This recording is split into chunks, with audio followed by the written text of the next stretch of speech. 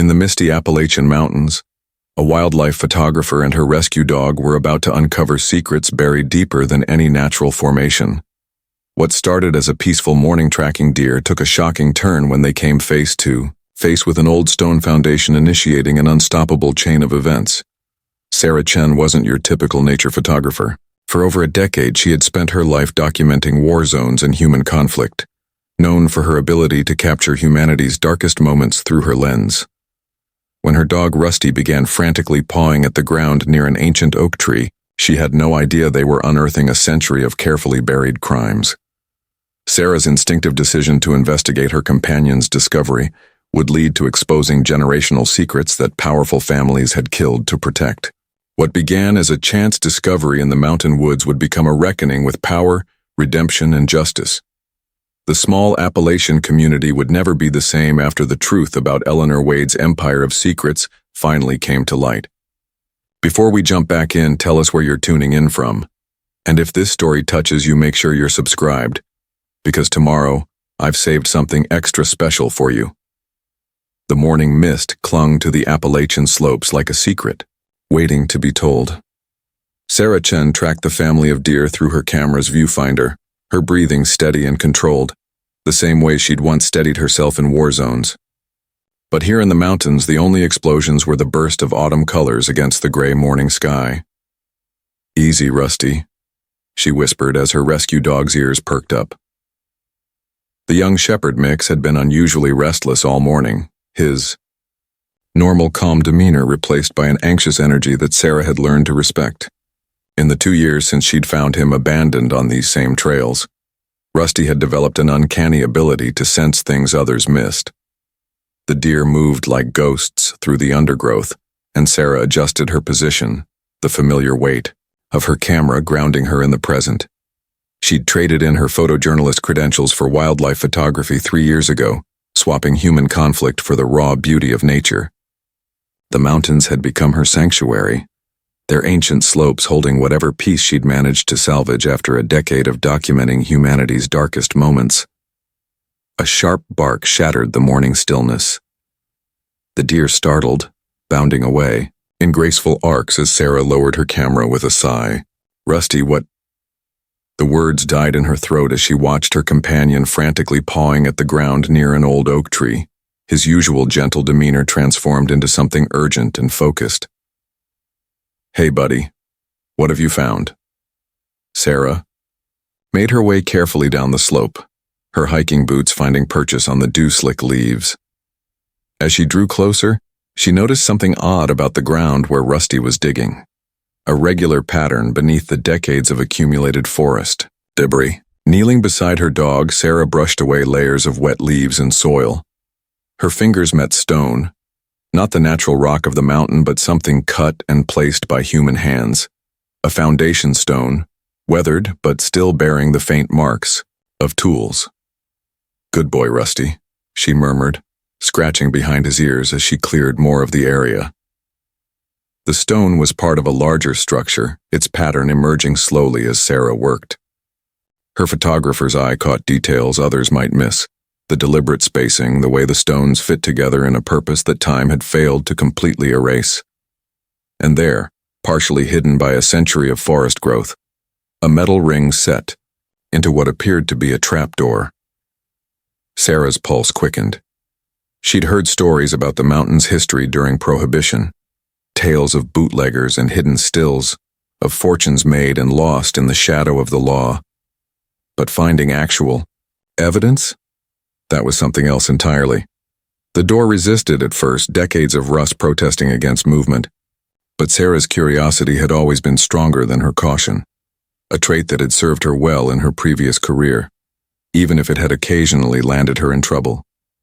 With Rusty's help, she managed to clear enough space to get leverage, and the door finally gave way with a groan that seemed to echo through time itself. Stale air rose from the darkness below. Sarah switched on her phone's flashlight, its beam cutting through the gloom to reveal crude stone steps descending into what appeared to be a cellar. Rusty whined softly, pressing against her leg. "It's okay, boy, we'll be careful." Sarah began her descent, each step measured and deliberate. The cellar was small but well constructed, its walls still solid after nearly a century. In one corner, she found what remained of wooden shelving, long since collapsed. But it was what lay scattered among the debris that made her breath catch. A leather-bound journal, its pages somehow preserved in the dry underground air. And beside it, a folded paper that proved to be an intricately detailed map. Sarah settled onto the steps, Rusty a reassuring presence beside her, and opened the journal with careful fingers. The first page bore an elegant script, the ink faded but still legible. Property of Eleanor Wade, 1923. Below that, a single line that sent a shiver down Sarah's spine. Let these pages bear witness to what necessity demanded and justice now requires. As she began to read, the morning light filtering down from above seemed to fade, and Sarah felt herself being drawn into another time, another world. Eleanor's voice emerged from the pages, clear and compelling, speaking of choices made in darkness and secrets buried deeper than any cellar. And somewhere in the back of her mind, Sarah's old instincts stirred, the ones that had always told her when she was onto a story that would change everything. Rusty's soft whine brought her attention back to the present. Above them, the morning mist had finally burned away, revealing a mountain landscape that suddenly seemed full of hidden depths and unspoken stories. Sarah looked down at the journal in her hands, then at the map with its cryptic markings spanning 3 states. She recognized that her comfortable isolation was about to end. Some stories demanded to be told, no matter how long they'd waited in the darkness. And this one, she sensed, had been waiting for someone just like her to find it. Eleanor Wade stood in the basement of her newly acquired property, running her fingers along the rough-hewn stone walls. The space still held the musty scent of its previous life as a root cellar, but tonight it would become something else entirely. Upstairs, the general store would continue its respectable trade in dry goods and basic supplies. Down here, however, the last of the crates are secure. Thomas's voice came from the shadows. Her younger brother emerged into the lantern light, his movements carrying the fluid precision he'd brought back from France. The war had changed him in ways Eleanor was still trying to understand, but his tactical mind had proven invaluable in setting up their operation. Any trouble with the delivery? Eleanor adjusted the small brass fixtures she'd installed along the walls, each one masquerading as a simple oil lamp bracket while concealing the wiring for electric lights, a modern touch that would set her establishment apart from the crude drinking holes that had sprung up in the wake of Prohibition. Thomas shook his head, though his hand unconsciously brushed the pistol at his hip, a gesture Eleanor had noticed becoming more frequent. Mountain patrols still following their usual routes. They don't expect anyone to use the higher paths. A thin smile crossed his face. Most folks wouldn't be crazy enough to try. Most folks didn't grow up scrambling over these ridges like wild goats, Eleanor replied, thinking of their childhood races through the steep terrain. Before their parents died, before Thomas went to war, before she'd married and lost Henry to the influenza, before necessity had taught her that survival sometimes required dancing along the edge of the law. The sound of footsteps on the stairs above brought them both to attention, Thomas's hand returning to his weapon, until they recognized the distinctive gait of Joe Harrison, one of the prominent local businessmen who'd expressed interest in their venture. "Mrs. Wade," Harrison called out as he descended, his voice carrying the practiced charm of old money. "I must say, you've worked wonders with this space." His eyes, sharp despite his genteel manner, took in every detail of the transformed cellar. Though I admit I'm curious how a widow plans to maintain a steady supply in these difficult times. Eleanor met his gaze steadily. "The same way I've managed everything since Henry's death, Mr. Harrison, with careful planning and the right partnerships." She moved to a section of wall that appeared no different from the rest, pressed a hidden catch, and revealed a small cavity containing a bottle of 12-year-old scotch. "Perhaps you'd like to sample the quality of our inventory?" Harrison's eyebrows rose appreciatively as she poured him a measure. "I see you believe in making an impression." He sipped, then nodded slowly. "Very nice indeed, though I wonder about the logistics of moving such impressive inventory through these mountains. That's where my brother's expertise comes in. Eleanor gestured to Thomas, who had melted into the shadows with military precision. The mountains may look treacherous to outsiders, but to us, they're full of opportunities. We've already mapped several secure routes that the authorities won't think to watch. As if to emphasize her point, Thomas unrolled a detailed map across one of the tables. These paths here, he indicated with a scarred finger, they're steep, enough to discourage casual exploration, but manageable with the right equipment and knowledge. And these caves. He pointed to several marked locations. Natural storage, hidden from prying eyes. Harrison studied the map with growing interest. You've put considerable thought into this. We believe in being thorough, Eleanor replied. She didn't mention the weeks Thomas had spent scouting the routes, the way he sometimes woke shouting in the night, confusing the mountain shadows with the trenches of France. Some details weren't meant for sharing, even with potential partners. Later that night, as Eleanor made final preparations for the speakeasy's opening, Thomas appeared at her elbow with news that their first major shipment had safely reached, the cave system he'd discovered high in the mountains. It's perfect, Elle, he said, using the childhood nickname she rarely heard anymore. The main cavity extends deep into the mountain, with multiple chambers and a natural spring. We could store enough inventory there to supply half the state.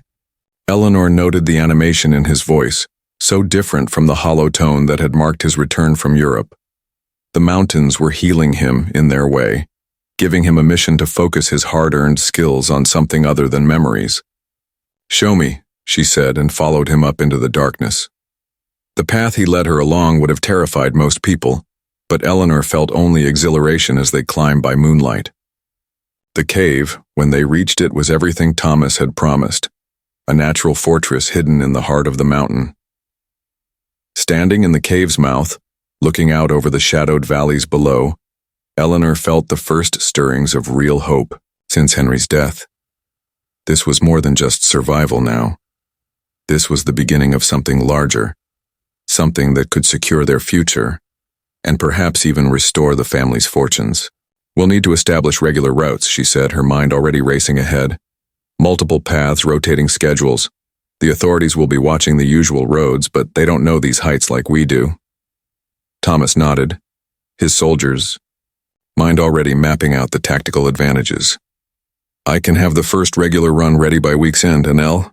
He paused, something of his old self showing through the war-hardened exterior. This is going to work. We're going to make it work. Eleanor squeezed his hand, feeling the rough calluses that spoke of both their childhood adventures and his wartime ordeals. Below them, the lights of the town twinkled like fallen stars, and somewhere in the distance, a train whistle echoed through the valleys, the sound of civilization trying to impose its rules on this wild place. But up here, in the darkness of the mountain night, Eleanor Wade was writing her own rules, and she had a feeling the mountains themselves would help keep her secrets.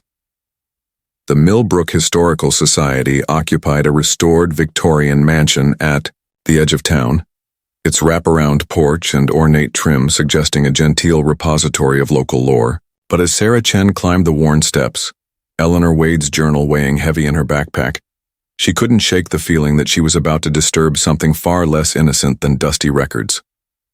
Rusty waited in the car, his eyes tracking, her movement with unusual intensity. She'd noticed him growing increasingly alert since their discovery of the cellar 3 days ago, as if the past they'd uncovered had somehow heightened his already keen senses. The door's brass bell chimed softly as Sarah entered, announcing her presence to the hushed interior.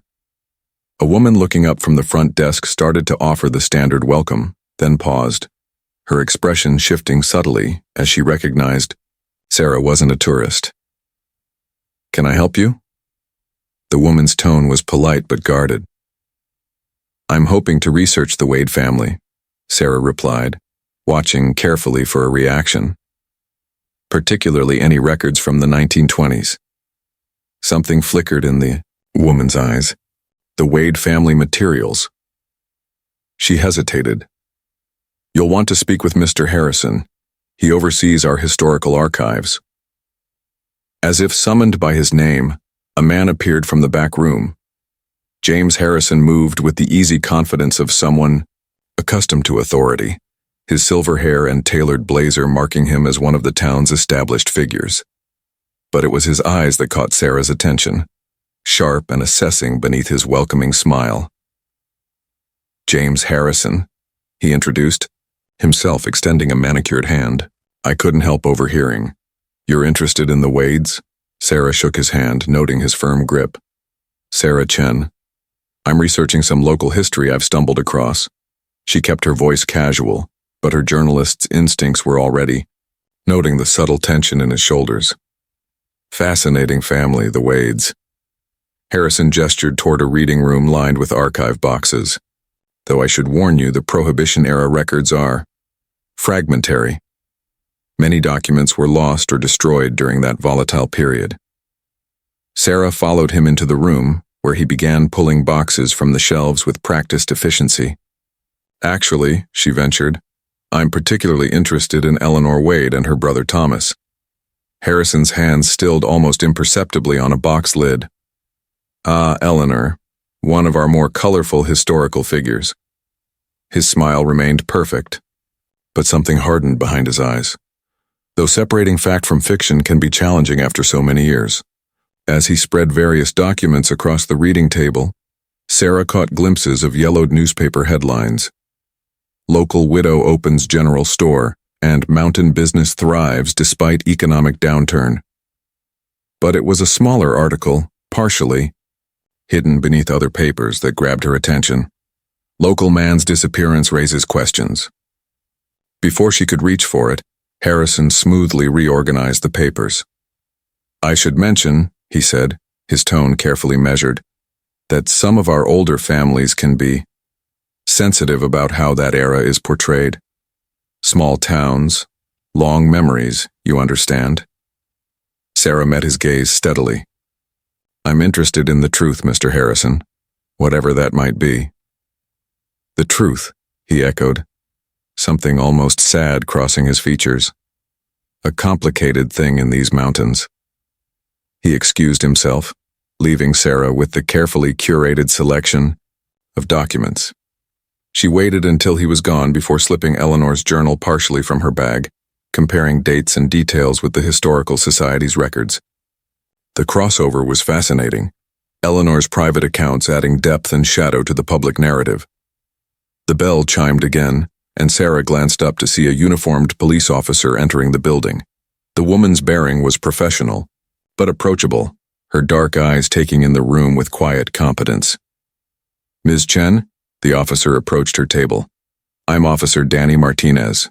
I understand you've made an interesting historical discovery. Sarah carefully closed the journal.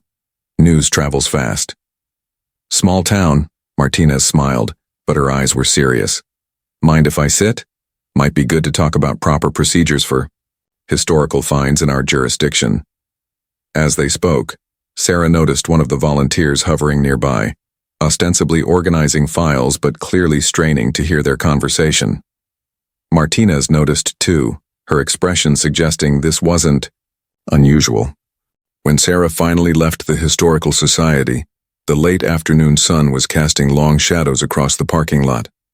She was halfway to her car when she noticed the paper tucked under her windshield wiper. Not a flyer or advertisement, a single sheet of plain white paper folded once. The message was brief, typed in basic computer font. Some secrets stay buried for a reason. Walk away. Sarah stared at the note, then at the Historical Society's windows, but saw only her own reflection in the darkening glass. When she opened her car door, Rusty greeted her with a low whine, his ears flattened against his head. It's okay, boy, she soothed, but her mind was already racing. In her bag, Eleanor's journal seemed to pulse with a new urgency.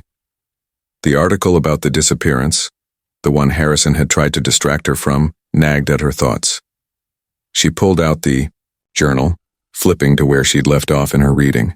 The entry was dated 1 week after the newspaper article, and Eleanor's usually steady handwriting showed signs of agitation. What Thomas has done cannot be undone. God help us both, but I fear this is only the beginning. The October wind howled through the mountain passes like a warning as Eleanor counted the night's earnings. The speakeasy had been open barely 2 months, but already their success was drawing unwanted attention. She could feel it in the way conversations shifted when she entered the general store, in the lingering glances from travelers passing through town. The knock at her office door came just before midnight. Elle.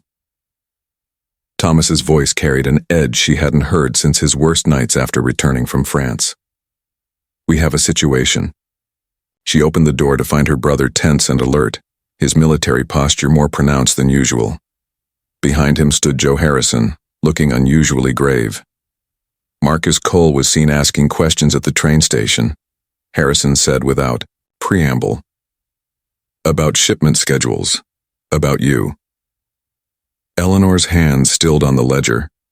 Marcus Cole ran a small-time bootlegging operation out of the next valley, but lately he'd been pushing into their territory. What kind of questions? The kind that suggest he's either looking to muscle in or turn informant. Harrison's eyes met hers. Possibly both. As if summoned by the conversation, another knock echoed through the store above. Not the discreet tap of a regular customer, but a heavy, demanding sound. Thomas melted into the shadows beside the door, his hand moving to his hip holster with practiced ease. Eleanor ascended the stairs, straightening her skirt and fixing her face into a mask of polite inquiry. Through the store's front window she could see Marcus Cole's bulky silhouette, his face ruddy in the lamplight. "We're closed, Mr. Cole," she called through the door. "This ain't a social call, Mrs. Wade." His voice carried the slur of cheap whiskey. "Figure it's time we had us a business discussion." Eleanor opened the door just enough to show she was alone, a widow being cautious about late-night visitors. "I don't recall having any business with you." Cole's laugh held no humor. "That's the problem, ain't it? You and that brother of yours, thinking you can run everything north of the river." He stepped closer, alcohol and desperation making him bold. "Way I see it, you either cut me in or certain information finds its way to the federal boys." "Are you threatening me, Mr. Cole?" "Just stating facts. War hero brother or not, ain't nobody untouchable." His hand strayed to his coat pocket. "I know about the cave system, know about your special deliveries. Question is, what's that information worth to you?" Eleanor felt rather than saw Thomas's presence in the shadows behind her. One subtle hand signal would be all it took. But something in Cole's desperate bravado made her hesitate. "Come back. Tomorrow when you're sober, Mr. Cole. Perhaps we can discuss a mutually beneficial arrangement." Tomorrow might be too late for arrangements. Cole pulled out a flask, taking a long drink. Might be some revenue men already on their way. Funny thing about telegram offices, folk talk, especially when money's involved. It happened so fast Eleanor barely registered the movement. Thomas materialized from the darkness, his war-honed reflexes carrying him across the space between them before Cole could react. One precise strike and the flask clattered to the floor. Cole's eyes went wide with sudden fear as recognition set in. "Handle it," Eleanor heard herself say, the words falling like stones in the quiet store.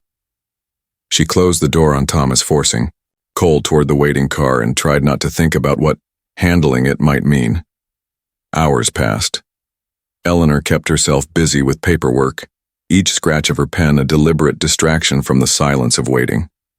When Thomas finally returned, dawn was threatening the horizon. His face was composed, but his hands. She noticed him washing them with mechanical precision at the store's back sink. "It's done," he said simply. Then, reading something in her expression, "He gave me no choice, Elle. He would have destroyed everything we've built." Eleanor wanted to ask for details, but the shadows in her brother's eyes stopped her. Instead, she pulled out a fresh map of the mountain regions. "Show me," she said quietly. Thomas marked an X in a remote area of the high country. Eleanor noted its position, then began creating a simple substitution cipher, letters and numbers that would mask the location's true significance. Their father had taught them codes when they were children, making games of secret messages. She never imagined they'd use those skills like this. "We need a system," she said, her voice steady despite the tremor in her hands. "A way to track everything. Things we might need to remember. Things they might need to protect themselves with," she didn't add. Thomas watched as she worked, the cipher growing more complex as she added layers of meaning. When she finished, the map looked innocent enough, just another business record among many. But Eleanor knew she'd just crossed a line that could never be uncrossed. Later, alone in her office, she opened her journal and began to write. There are choices that reshape us, moments that draw lines between what we were and what we become. Today I chose family over conscience, survival over morality. God help me, I would choose it again. But I fear the price of such choices will be paid not just by us, but by generations yet to come. She glanced at the coded map, thinking of the high mountain grave that now held their first terrible secret. It would not, she feared, be the last. Sarah spread Eleanor's map across her kitchen table, comparing it to modern satellite imagery on her laptop. 3 days of intensive research had taught her to recognize Eleanor's cipher system, the way certain numbers corresponded to compass directions, how seemingly random letters indicated elevation changes. But this latest location was different. The coding was more elaborate, the notations more detailed. Rusty paced restlessly by the door, his nails clicking against the hardwood floors. Since their discovery of the cellar, he'd developed an almost preternatural awareness of when she was close to a breakthrough. Like now. "Got you," Sarah whispered, marking a spot on her modern map. The location matched perfectly with a geological survey marker she'd found in the county records, a forgotten ridge where 3 property lines converged. More importantly, it aligned with the site mentioned in the newspaper article about Marcus Cole's disappearance, though the official report listed him as last seen heading north toward the state line. A knock at her door made her jump. Through the window, she recognized Officer Martinez's patrol car in her driveway. Rusty's ears perked up, but he showed none of the tension he'd displayed around James Harrison yesterday. "Morning," Danny Martinez said when Sarah opened the door. Her casual tone didn't quite mask her professional interest in the papers spread across the table. "Thought you might want to know. Someone filed a complaint about trespassing on private property up near Crow's Ridge." Sarah kept her face neutral. "That's interesting. I haven't been anywhere near Crow's Ridge." It wasn't technically a lie. She'd been photographing the adjacent valley, documenting the rock formations that matched Eleanor's descriptions. "Didn't think you had." Martinez's dark eyes held a warning. But if someone wanted to make things difficult for someone investigating certain historical matters, that might be a place to start. After Martinez left, Sarah gathered her camera gear. She had just enough time to check one location before the afternoon light faded. This time, she chose a spot from Eleanor's map marked with a different cipher pattern, one she suspected indicated an actual still site rather than something darker. The hike took her deep into the autumn woods, Rusty trotting ahead with purpose. They were halfway up a steep slope when the dog suddenly stopped, his posture alert but not alarmed. Sarah followed his gaze and saw an elderly woman photographing wildflowers with an ancient Polaroid camera. "You must be the one stirring up old ghosts," the woman said without looking up from her camera. "May Tucker. Been watching you piece things together this past week." Sarah felt a chill that had nothing to do with the October air. "You've been watching me?" "These mountains have eyes, dear. Always have." May finally turned, her weathered face kind but cautious. "That's a clever dog you've got. He knows the difference between the sites, doesn't he? Between where they made the liquor and where they buried the trouble it caused." Sarah's pulse quickened. "You know about the sites?" Was 10 years old when Marcus Cole disappeared. May's voice carried the weight of long-held secrets. "Old enough to understand what I saw, young enough that folks didn't think I'd remember." She gestured to a barely visible stone foundation nestled against the hillside. "This one was just a still site. But that map of yours, it marks darker places too, doesn't it?" Before Sarah could respond, a branch cracked in the woods behind them.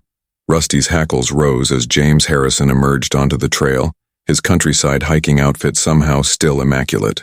"Mrs. Tucker," he called out, his charm firmly in place. "I didn't expect to find you up here. And Ms. Chen, what a surprise."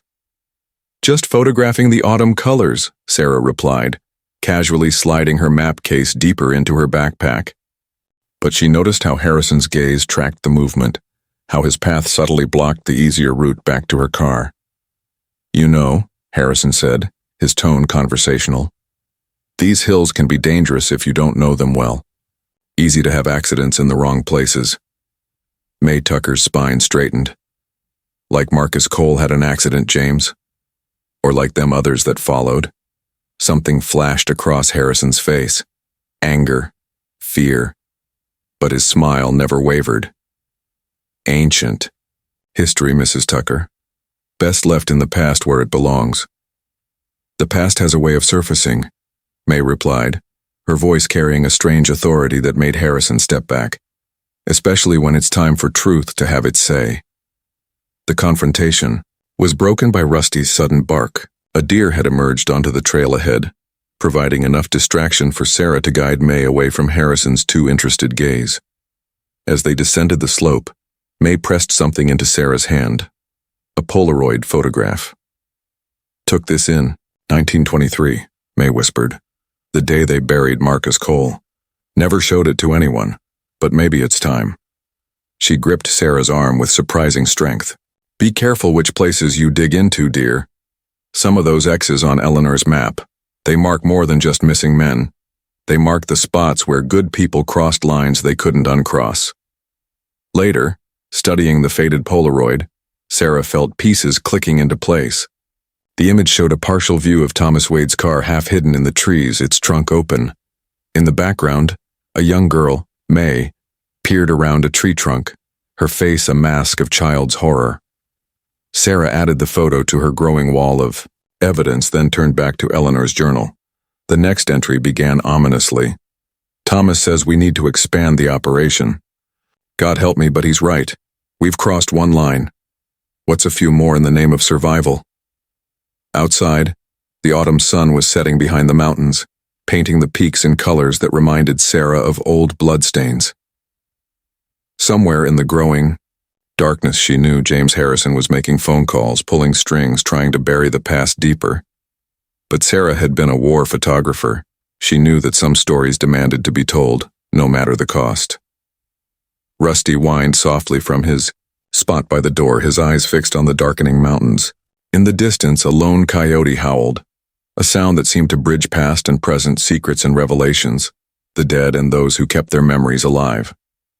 Telling and preparing this story took us a lot of time, so if you are enjoying it, subscribe to our channel. It means a lot to us. Now back to the story. Eleanor Wade studied her reflection in the gilt-edged mirror of the Asheville hotel suite, adjusting her pearls with steady hands. 6 months ago, she'd been a widow struggling to keep her general store afloat. Now she was about to close a deal that would expand their operation across 3 state lines. Amazing how quickly one could adapt to a life of calculated risks. "The suppliers from Tennessee are waiting in the lobby," Thomas reported, appearing in the doorway like a shadow. "And Catherine Harrison arrived early. She's asking to speak with you privately." Eleanor nodded, noting how her brother's hand stayed close to his holster even here, 5 stories above the street. The war had taught him to see danger everywhere. These days she was starting to think he might be right. Catherine Harrison swept into the room moments later, her fashionable dress and carefully styled hair, marking her as one of the Valley's old money elite. But there was steel beneath her polished exterior. Eleanor had recognized it the first time they'd met. This kindred spirit born into the wrong era. "You should postpone this meeting," Catherine said without preamble, her usually composed features tight with concern. "There's talk in certain circles. Questions about Marcus Cole's disappearance haven't quite died down." "Questions without answers aren't worth worrying about," Eleanor replied, though she filed away the warning. Catherine's social connections made her an invaluable source of intelligence. "Besides, we can't afford to show weakness now. The network's growing too fast to hesitate." That's what worries me. Catherine moved closer, lowering her voice. You're drawing attention from people who can't be bought as easily as our local sheriff, the wrong kind of attention. A knock at the door interrupted them. Thomas entered with two men Eleanor recognized as the Blackwell brothers, their Tennessee moonshine operation legendary among those in the know. Behind them came Sheriff Mills, his badge gleaming as falsely as his smile. Mrs. Wade, the older Blackwell brother, tipped his hat. Heard tell you're the lady to talk to about distribution opportunities. Eleanor gestured them to seats, noting how Thomas positioned himself by the window, his view covering both the door and the street below. She saw Catherine watching him too, something unreadable crossing her face. Gentlemen, Eleanor began, I believe we can help each other. You have quality product but limited reach. I have secure routes through 3 states and buyers eager for reliable supply. She opened a leather portfolio revealing a map marked with carefully coded notations. My brother has established safe passages through the high country where federal agents fear to tread. The next hour was spent in detailed negotiation. Eleanor watched the men's skepticism fade as she demonstrated her grasp of logistics, costs, and security measures. By the time Sheriff Mills helped himself to a 3rd glass of bourbon, they were discussing monthly quotas and profit shares. One last thing, Eleanor added as they prepared to leave. Loyalty is everything in this business. My operation has survived and grown because every person in it understands the cost of betrayal. Her voice remained pleasant, but she let her eyes grow cold. I trust that's understood? The men nodded, but Eleanor caught a flicker of something. Resistance, resentment, in the younger Blackwell's expression. She filed it away for future reference. After they left, Catherine lingered. You're different, she observed. From the widow who used to bring baked goods to church socials. We're all different now, Eleanor replied. The world changed, so we changed with it. She turned to Thomas. Have someone watch the younger Blackwell. He might need managing. Thomas nodded once, already understanding what might be required. Eleanor saw Catherine notice this exchange, saw the slight widening of her eyes. Good. Let her understand the full implications of their partnership. Later that night, Eleanor added 3 new locations to her coded map, drop points for the expanded operation.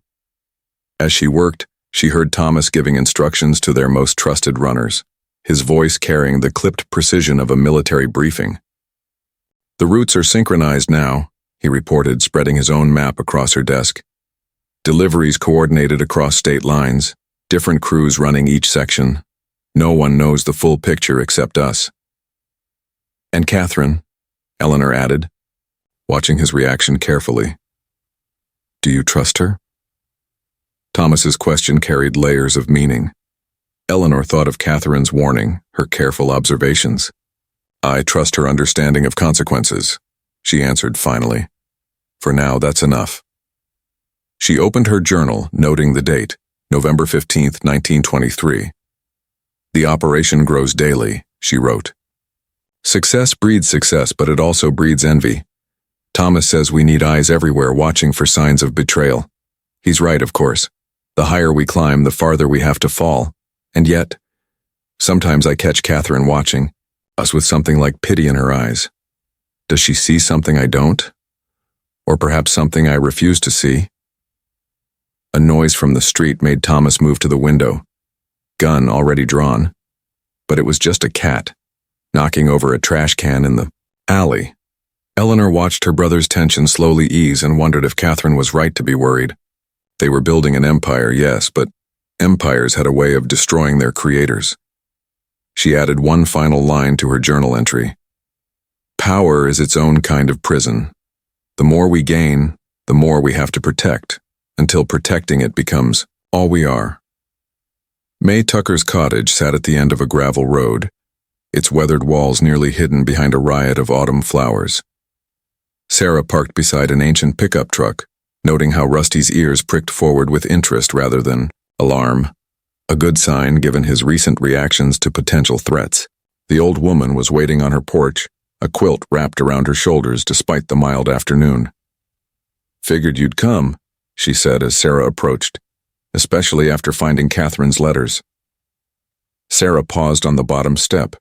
She hadn't told anyone about discovering the correspondence between Eleanor Wade and Catherine Harrison, tucked into the binding of Eleanor's journal. How did you know? May's smile held generations of secrets. Child, I was there when Catherine wrote them, used to fetch her writing paper from the general store. Eleanor would slip me peppermint sticks for being discreet. She patted the porch swing beside her. Sit, it's time you heard the full story. As they settled into the gentle rhythm of the swing, May's eyes grew distant. It wasn't just about the bootlegging, you know. That's what everyone focused on, but the real story. She broke off, glancing toward the road. The real story was about power. Who had it, who wanted it, and what they'd do to keep it. The disappearances, Sarah prompted gently. Started with Marcus Cole, yes. But he wasn't the last. May's fingers worried at the quilt's edge. There was a night, late October of 23. I was supposed to be in bed, but I'd snuck out to catch fireflies. Saw cars coming up the mountain road. Headlights off. Important people, the sheriff, bank president, even the circuit judge, all heading to Eleanor's cave network. Sarah took out her notebook, but May waved it away. No notes. Some of these folks' grandchildren still run this town, like James Harrison. His grandmother Catherine was there that night too. They were all gathering to discuss something bigger than liquor, something about the crunch of tires on gravel. Cut her off. Rusty, who had been exploring May's garden, let out a low growl. James Harrison's polished sedan pulled up beside Sarah's car. Mrs. Tucker, he called out, all smooth charm as he approached the porch. I thought I recognized Ms. Chen's car, such a lovely spot for an afternoon chat. Your grandmother thought so too, May replied, her mild tone carrying a sharp edge. Used to come up here often, especially after that October meeting. Troubled conscience, I always figured. Harrison's smile flickered. Ancient history, Mrs. Tucker. Though speaking of history, he turned to Sarah. The Historical Society Board is quite concerned about possible trespassing at protected sites. We'd hate to have to involve law enforcement. Too late for that. Officer Martinez's voice came from around the side of the house, making Harrison start slightly. She emerged from the garden path, Rusty trotting beside her. I've been documenting the recent incidents of harassment against Ms. Chen. Interesting. Pattern emerging. Something cold flashed behind Harrison's affable mask. Simply trying to protect our town's heritage, officer. Like your grandmother protected Eleanor's secrets? May's quiet question landed like a stone in still water. I saw her, you know, the night it all changed. Saw her looking down into that cave, her face white as death. Saw what Thomas Wade dragged out of there after everyone else left. Harrison took a step forward, but Rusty moved smoothly between him and the porch, hackles raised. In the garden behind them, Martinez was examining something half buried in May's flower bed that glinted dully in the afternoon light.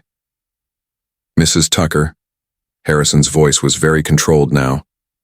Some memories become unreliable with age. Easy to confuse details after so many years. My memory's just fine, May replied. Clear as the night I watched your grandmother help Eleanor Wade burn papers in that cave. Clear as the morning Thomas Wade's car was found abandoned by the state line. Clear as the shrill ring of Sarah's phone cut through the tension. Unknown. Number. She answered on speaker, her journalist's instincts telling her to let everyone hear. Walk away. The voice was digitally altered. The next warning won't be a note on your car. Martinez was already on her radio, but Sarah knew the call would be too short to trace. She watched Harrison's face, saw the flash of recognition quickly. Masked. He knew who had called. After Harrison left, followed closely by Martinez, May gripped Sarah's hand with surprising strength. There's something you need to see. Something I've kept all these years, waiting for someone who'd know what to do with it. She led Sarah to a sturdy hope chest in her bedroom. Inside, wrapped in an old tablecloth, was a small leather-bound book. Catherine's private diary, May explained. She gave it to me for safekeeping the night before she died. said someone needed to know the whole truth about what happened in those caves, about why Thomas Wade really disappeared. Sarah stared at the diary, her heart pounding. Why me? Why now? Because you're like Eleanor in her better days. Stubborn, principled, unable to look away from hard truths. But mostly because of him. May nodded toward Rusty, who had found something else in the garden and was pawing at the earth with growing excitement. Dogs know, child. They always know where the real secrets are buried. Sarah's phone buzzed with a text from Martinez. Found bones in the garden. Old, getting forensics team. Above them, thunder rumbled through the mountains, a late autumn storm rolling in. Or perhaps, Sarah thought, watching Rusty dig, it was the sound of long-buried secrets finally fighting their way to the surface. The first shot shattered the pre-dawn silence like breaking glass. Eleanor had been checking inventory in the cave system's main chamber, when the sound echoed through the tunnels, followed by the screech of tires on gravel and men shouting. Thomas was moving before she could speak, his military training taking over as he tossed her a revolver. Stay here, he ordered, but Eleanor was already following him toward the cave's mouth. This was her operation. She wouldn't cower in the dark while others defended it. The scene at the delivery point was chaos. 2 of their trucks were overturned, cargo scattered across the ground. The Blackwell brothers' crew had been ambushed by what appeared to be Whitaker's gang from over the state line. Eleanor counted, at least 8 attackers, all armed. They knew the schedule, Thomas muttered, his voice carrying the cold precision she recognized from his worst moments. Someone talked. A burst of gunfire forced them behind a boulder. Through the darkness, Eleanor caught glimpses of familiar faces among their workers.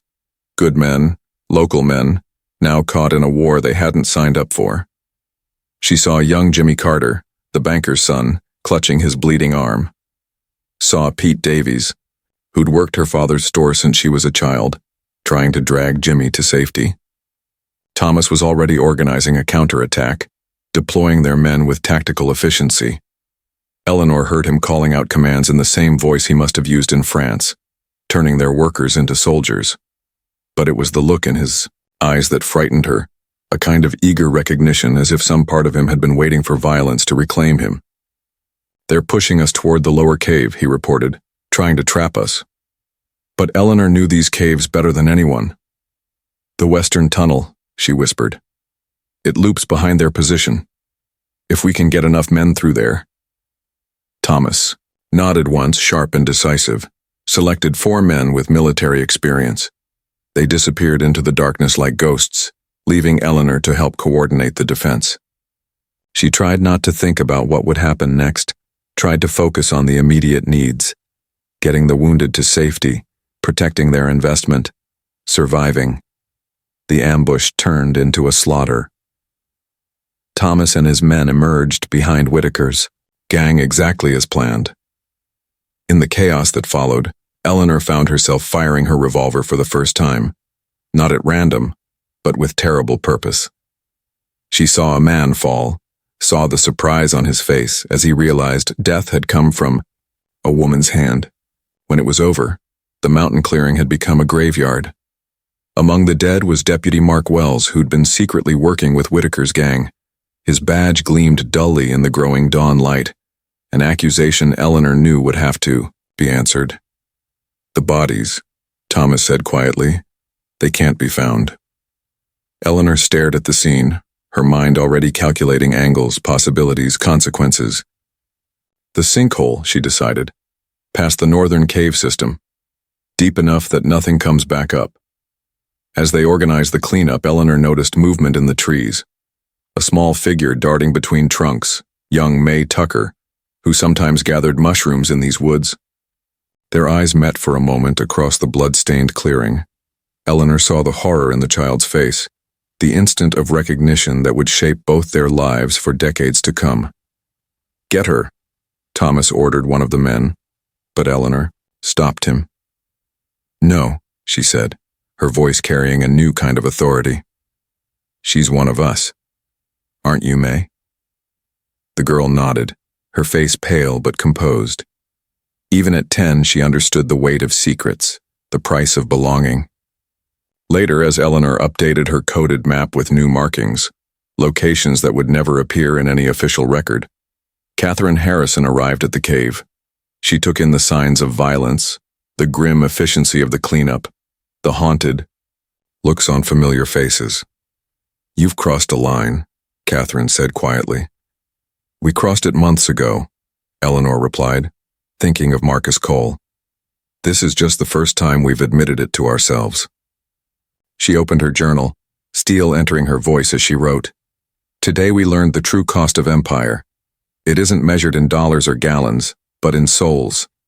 Each choice, each compromise, each bullet, they're all stones around our necks, pulling us deeper into waters we once thought we could simply wade through. God help me, but I don't know how to stop. Or perhaps the more terrible truth is that I no longer want to." Thomas appeared beside her, his movements still carrying the fluid precision of combat. "The sinkhole's taken care of. No one will find them." Eleanor nodded, adding another coded mark to her map. In the growing daylight, she could see blood on her hands, literal and figurative, and somehow the literal seemed easier to wash away. She thought of May's young face, of Catherine's knowing eyes, of all the people now bound to her by chains of violence and secrecy. "Send word to our suppliers," she ordered. "Double the next shipment. If we're going to be damned for this, we might as well profit from our damnation." The morning sun finally crested the mountain, painting the clouds in shades of crimson. Eleanor Wade stood in the cave's mouth, watching the light transform the valley below, and felt the last bridges to her old self burn away in the dawn's fire. Sarah's boots crunched on frost-covered leaves as she approached the coordinates she'd decoded from Eleanor's map. The November morning was bitter cold, her breath forming clouds in the pre-dawn light. Rusty walked close beside her, his usual eager exploration replaced by watchful tension. The sinkhole location hadn't been easy to find. Eleanor's cipher had been more complex here, the notations carrying subtle warnings that Sarah only understood after reading Catherine Harrison's diary. But May's directions had confirmed her interpretation. This was where it had happened, where the violence of Eleanor's empire had reached its bloody crescendo. "Easy, boy," she murmured as Rusty's ears suddenly pricked forward. The dog's posture shifted subtly, alerting her to movement in the trees behind them. Sarah pretended to adjust her camera equipment while scanning their surroundings. There, a flash of dark clothing, quickly concealed behind an oak tree. They were being followed. Sarah kept walking, her heart pounding but her steps steady. She hadn't survived war zones by panicking at the first sign of danger. The sinkhole should be just ahead, marked by a distinctive rock formation that May had described from her childhood memories. A branch snapped deliberately behind her, their follower wanting to be noticed, wanting her to feel afraid. Sarah reached for her phone, then remembered there was no signal this high up. She was on her own, just like in Kandahar when her escort had abandoned her during a firefight.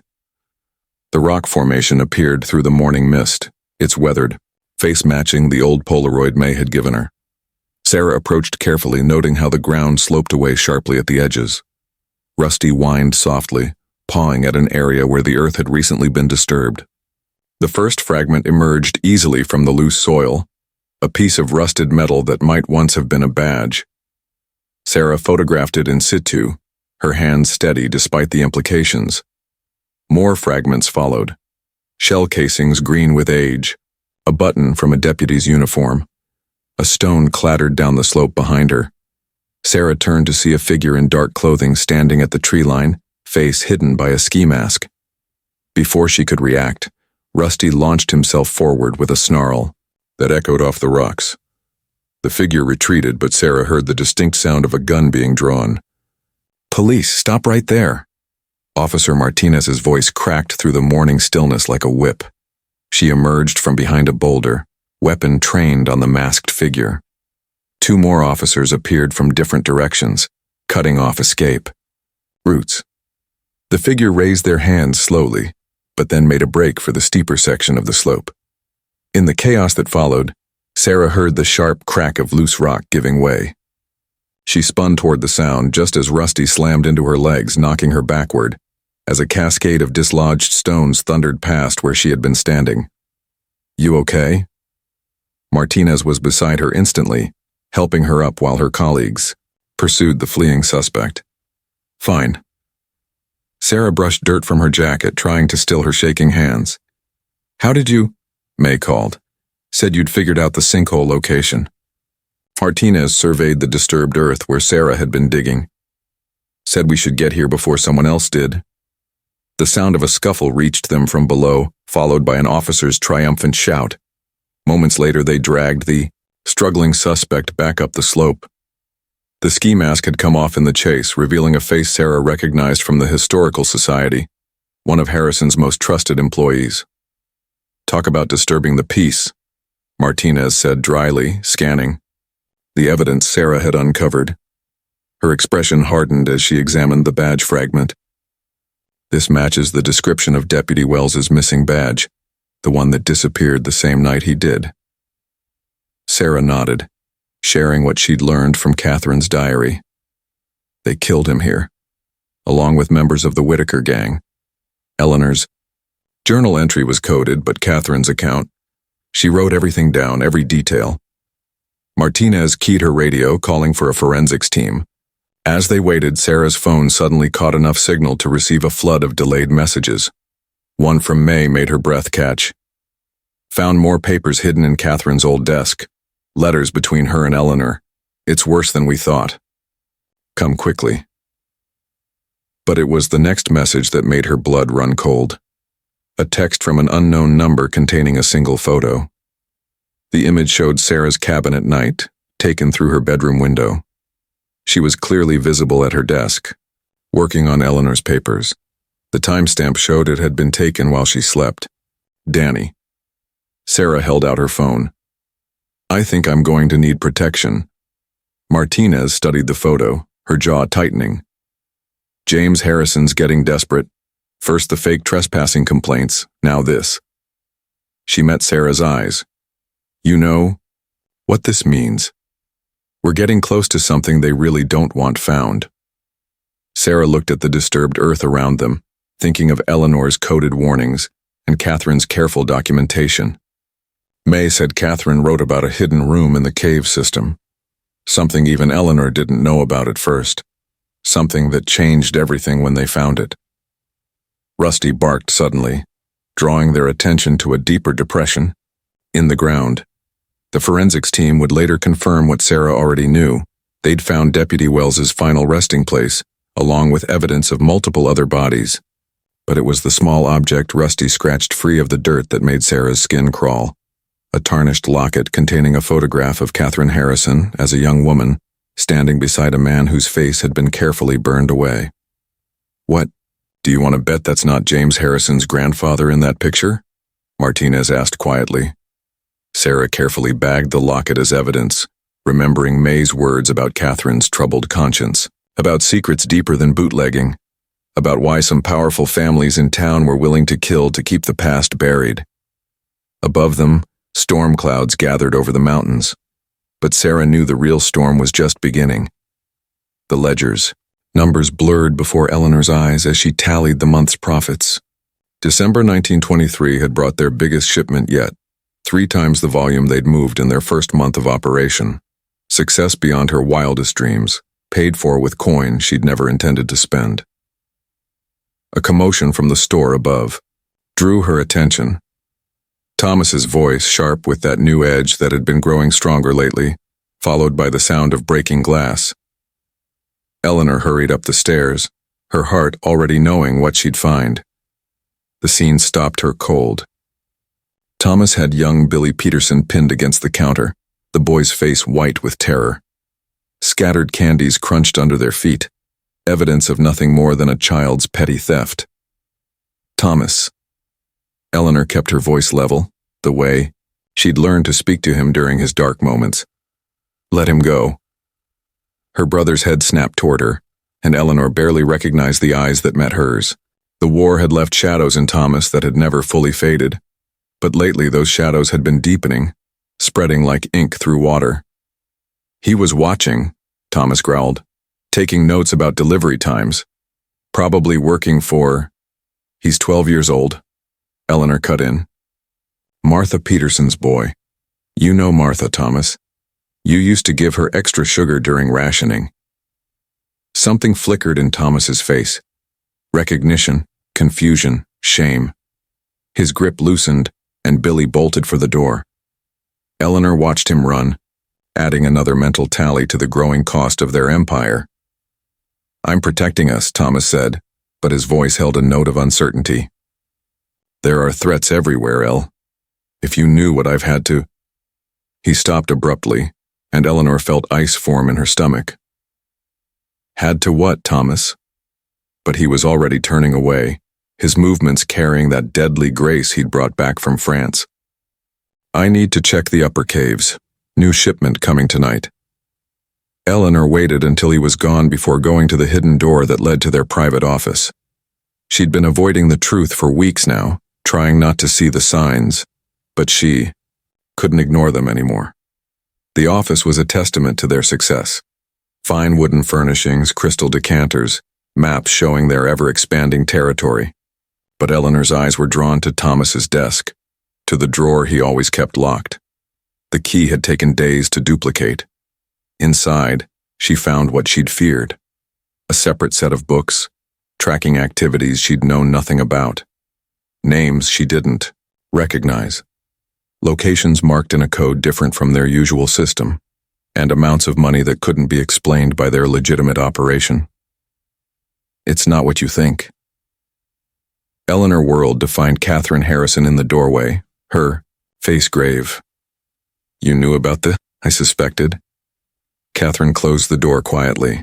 There are rumors, Eleanor, about people who crossed Thomas, about bodies in places where bodies shouldn't be. He's protecting us, Eleanor whispered, but the words rang hollow. Is he?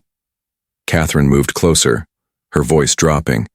Or is he becoming something you can't protect him from? Before Eleanor could respond, they heard Thomas returning.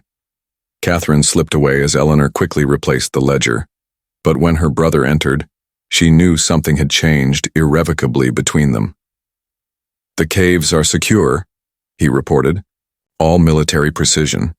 Then he noticed her expression. What's wrong?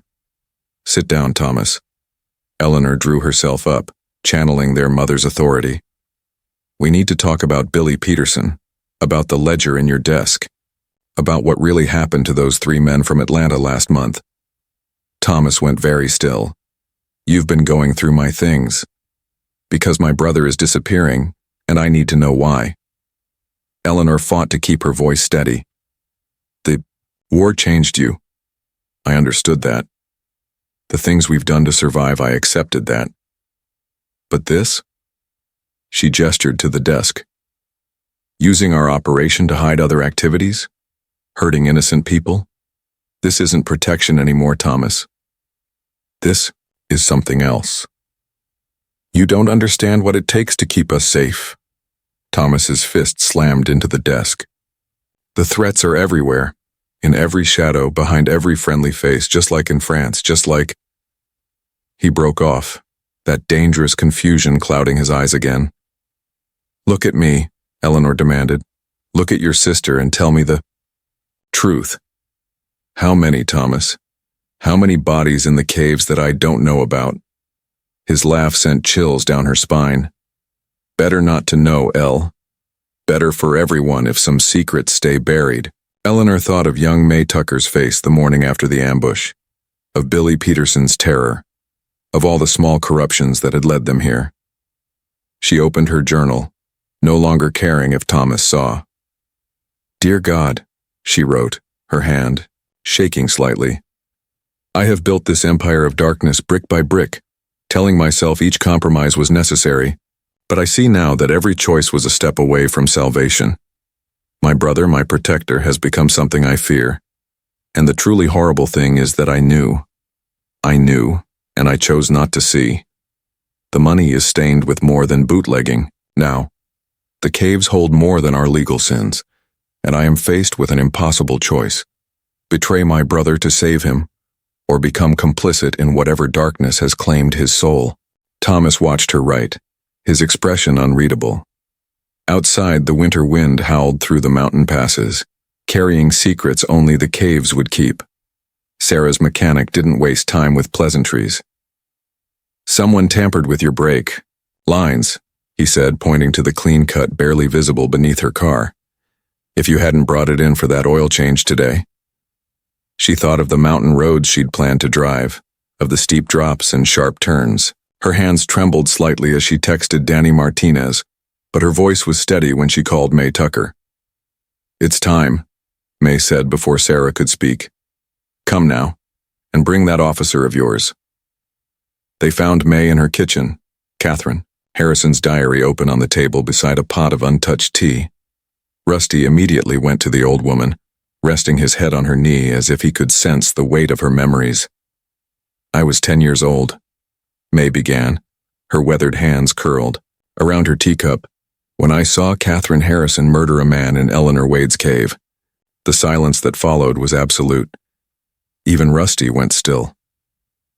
It wasn't Thomas Wade who killed him," May continued, "though that's what everyone was meant to think. It was Catherine, with Eleanor's own gun, and I saw it all." Sarah's recorder captured every word as May's story unfolded. How she'd followed Catherine that night, curious about the elegant woman who seemed to carry so many secrets. How she'd watched from her hidden spot as Catherine confronted a well-dressed stranger in the cave's main chamber. He was blackmailing her, May said. Had proof that she was more than just Eleanor's friend and business partner. In those days, certain kinds of love could destroy more than just reputations. Catherine had a husband, a place in society, and the man. He knew about the private meetings, the letters, the plans Catherine and Eleanor had made to leave everything behind after one last big shipment. Martinez leaned forward. "Do you remember his name?" "Richard Harrison."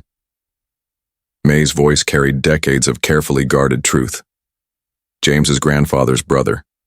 The family likes to pretend he never existed, that the Harrison line came straight through James's grandfather. But Richard was the elder son, the true heir, until he disappeared."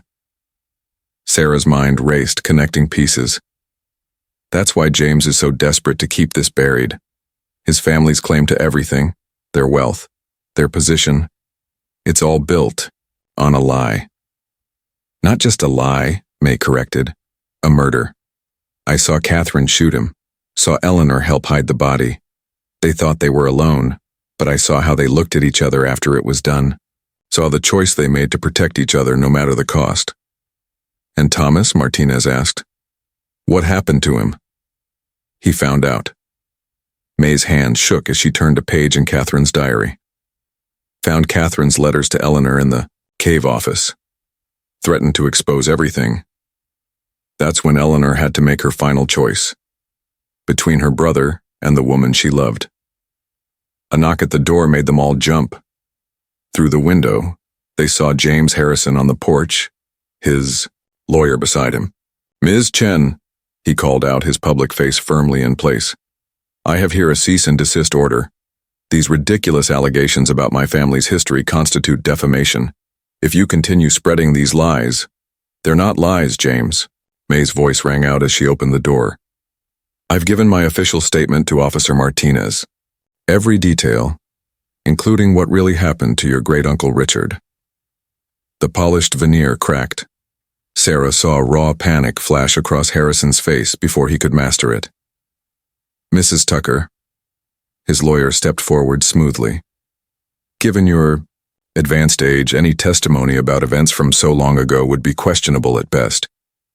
"Would it?" May smiled. "Catherine kept a diary, James. Every detail, every meeting, every secret. And she wasn't the only one." She nodded to Sarah. "Show him." Sarah pulled out her laptop, opening the file she'd completed that morning. "I finally cracked the last layer of Eleanor's code. The map doesn't just show locations. It's a complete record. Names, dates, witnesses, insurance in case anything happened to her." "And something did happen to her, didn't it?" Martinez added. "Right after Thomas disappeared. Right after she threatened to expose everything." Harrison's lawyer started to speak, but his client's composure finally shattered. "You have no idea what they sacrificed to build this town. The choices they had to make. I know exactly what they sacrificed, May cut in. I watched them do it. Watched them bury Richard Harrison in the deep cave, the one Eleanor never marked on her maps. Watched them turn Thomas Wade into a scapegoat for their own sins. Some of us have been watching for a very long time, James. Waiting for the moment, when truth mattered more than power. Sarah's phone buzzed, a text from the forensics team at the sinkhole. They'd found more remains, including a signet ring with the Harrison family crest. It's over, Martinez said quietly. The truth's coming out one way or another. They watched Harrison's car drive away, his lawyer already on the phone. But Sarah knew this wasn't the end. Her breaks, the threats, the stalking. Someone was willing to kill to keep these secrets buried. There's more, May said once they were alone again. About that last night, when Catherine and Eleanor tried to leave together. About why only one of them made it out of the caves. She turned to Catherine's final diary entry, dated the same night Thomas Wade disappeared forever. Some stories can only be told in pieces, she said, her voice heavy with the weight of a lifetime's silence. Are you ready for the rest of it? Eleanor's hands trembled as she read the letter again, though its words had already burned themselves into her memory. Catherine's elegant handwriting filled the page with declarations of love and plans for escape, but it was the last paragraph that had shattered everything. My dearest Elle, forgive me, but I've told Thomas everything. About us, about Richard, about our plans to leave. He found the train tickets and I couldn't lie anymore. He deserves to know why his sister is abandoning him. The cave office felt suddenly airless. Eleanor had trusted Catherine with everything. Her heart, her secrets, her future. Now that trust lay in pieces, like the shattered remains of the life they'd planned together. I had to tell him. Catherine's voice came from the doorway. She stood there in her fine wool coat, her face pale, but composed. He was becoming dangerous, Ella. You know that better than anyone. You had no right. Eleanor's voice emerged, stranger than she'd ever heard it. Those were our secrets to keep. Were they? Catherine moved closer, her perfume carrying memories of stolen moments and whispered promises. The bodies in the caves, the missing men, the web of lies we've all spun. When did they become our secrets instead of his? Before Eleanor could respond, Thomas's voice echoed through the cave system. Elle? Are you here? His footsteps carried the uneven rhythm she'd learned to fear. You need to hide. Eleanor quickly gathered the letters. The back chamber behind the false wall. He doesn't know about that space. But it was too late. Thomas appeared in the doorway, his military posture rigid with barely contained violence. In his hand, he held the train tickets Catherine had purchased for their escape. Planning a trip, sister? His voice carried that dangerous edge, the one that reminded Eleanor of powder kegs and lit fuses. His eyes fixed on Catherine. And taking my sister away from everything we've built, everything we've sacrificed for. Thomas, Eleanor started, but he cut her off. I read the letters. His laugh held no humor. All of them, about Richard Harrison, about your secret meetings, about how you planned to pin everything on me and disappear together. Did you think I wouldn't figure it out? Catherine stepped forward. We can explain. Explain? Thomas's hand moved to his holster. Like you explained to Richard before Catherine shot him? Like you explained to all the others we buried to protect? Your secrets? Eleanor felt the situation slipping away like sand through her fingers. She saw the madness in her brother's eyes, the fear in Catherine's face, the weight of all their choices pressing down like the mountain itself. You're sick, Thomas, she said softly. The war, the killing, it's changed you. Let us help you. Help me? He drew his gun with terrible precision. Like you helped Richard Harrison? Like you've helped everyone who threatened your perfect little world? Catherine moved with unexpected speed, placing herself between the siblings. If you're Going to shoot someone, Thomas, start with me. I'm the one who told Eleanor to choose between us. I'm the one who made her see what you've become. The cave fell silent except for Thomas's ragged breathing. Eleanor watched her brother's finger tighten on the trigger, saw the moment his war-haunted, eyes focused with deadly clarity. She didn't consciously decide to reach for the hidden revolver in her desk, didn't plan the angle or the timing. But when Thomas's gun swung toward Catherine, Eleanor's body remembered every lesson he'd taught her about survival. The shot echoed through the cave like thunder. Thomas staggered, surprise replacing madness in his eyes as he looked down at the spreading red stain on his chest. His gun clattered to the stone floor. Elle? Her name fell from his lips like a child's question, carrying echoes of the brother he'd once been. Then he collapsed, and the cave's shadows claimed him. Catherine moved first, checking for signs of life. He's alive, but barely. Ella, we need to decide quickly. Eleanor stared at her brother's crumpled form, at the gun in her shaking hand. Decide what? Whether we finish this? Catherine's voice was steady. He'll never stop now. Never let us leave. Never let us live.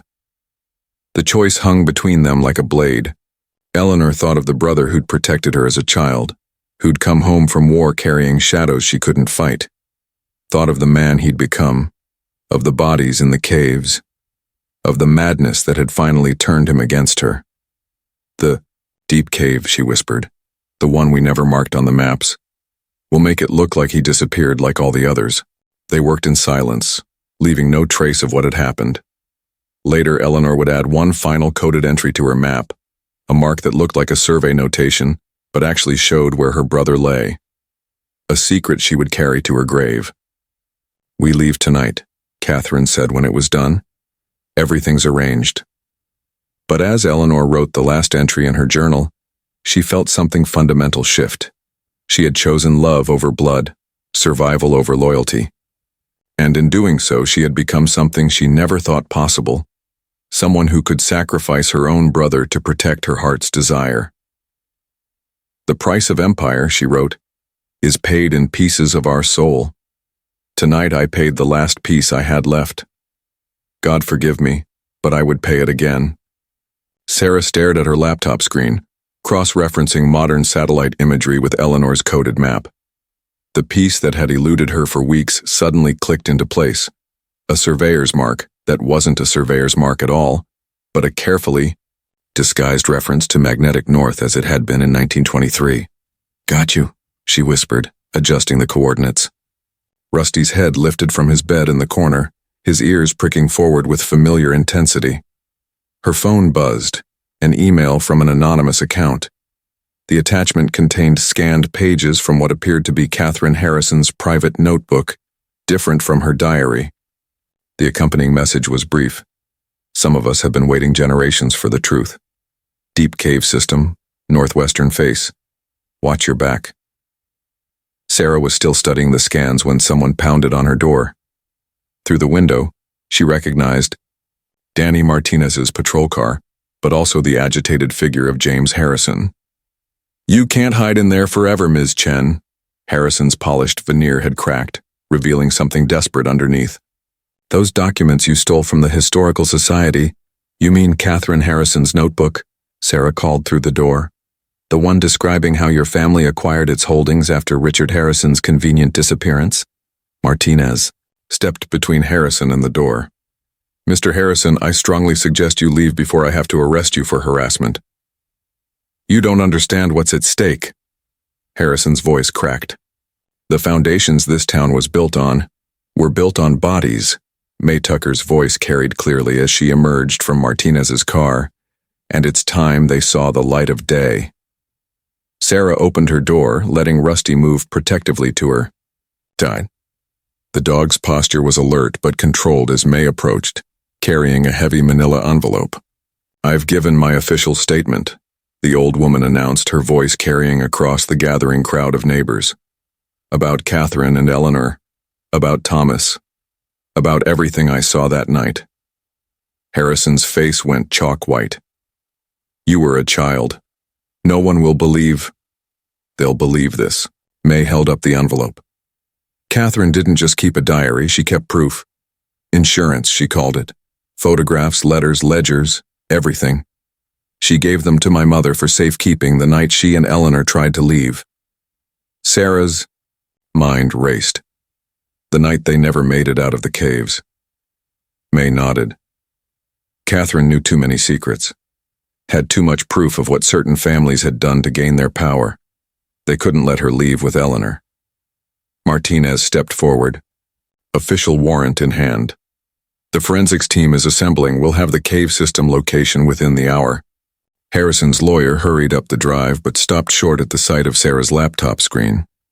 His client had given him many things to defend against, but the satellite image clearly showed a cave entrance that matched Catherine's detailed drawings.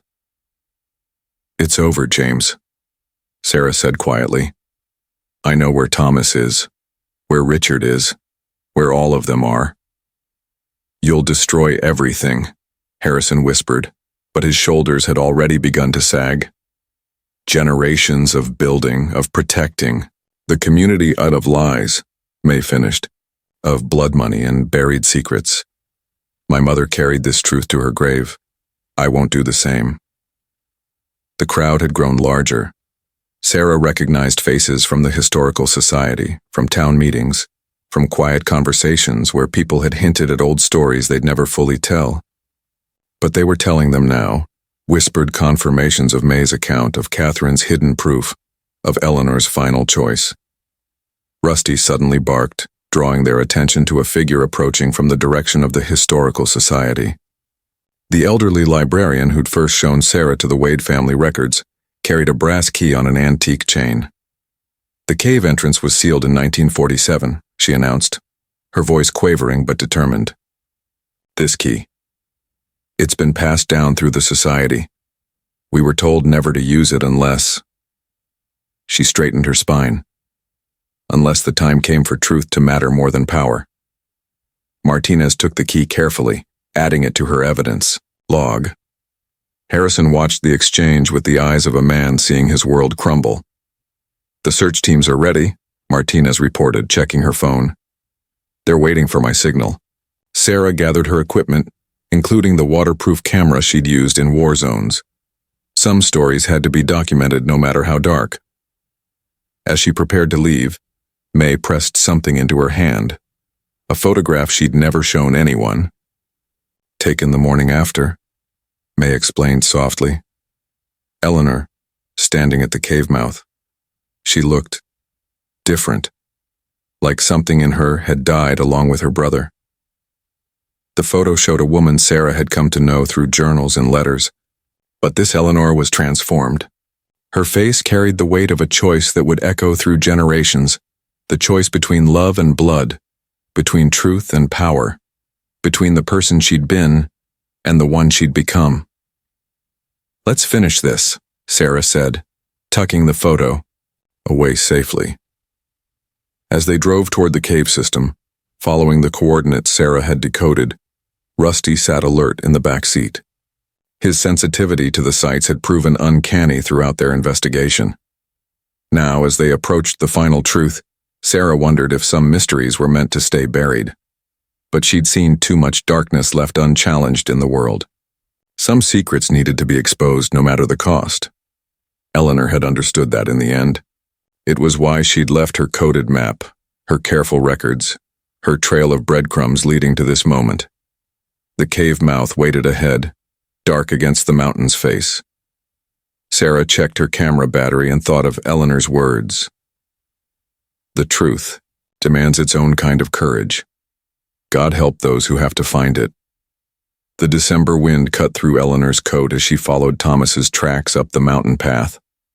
Her brother had been missing for 2 days, ever since she'd confronted him about Catherine's letters.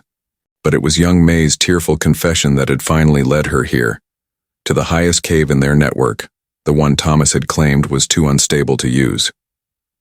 May's words echoed in her mind. "I saw him up there, Miss Eleanor, dragging something heavy into the cave. He was talking to himself like he used to after the war." The cave mouth appeared through the swirling snow, a dark wound in the mountain's face.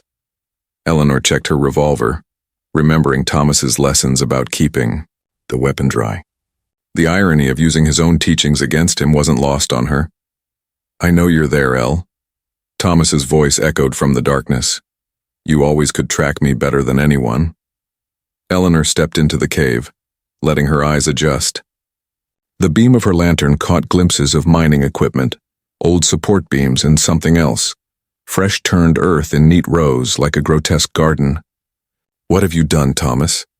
He emerged from the shadows, still wearing his military bearing like armor. "What needed to be done? What you were too weak to do yourself?" "The missing travelers." Eleanor's voice shook as she counted the disturbed plots. "The ones you said moved on.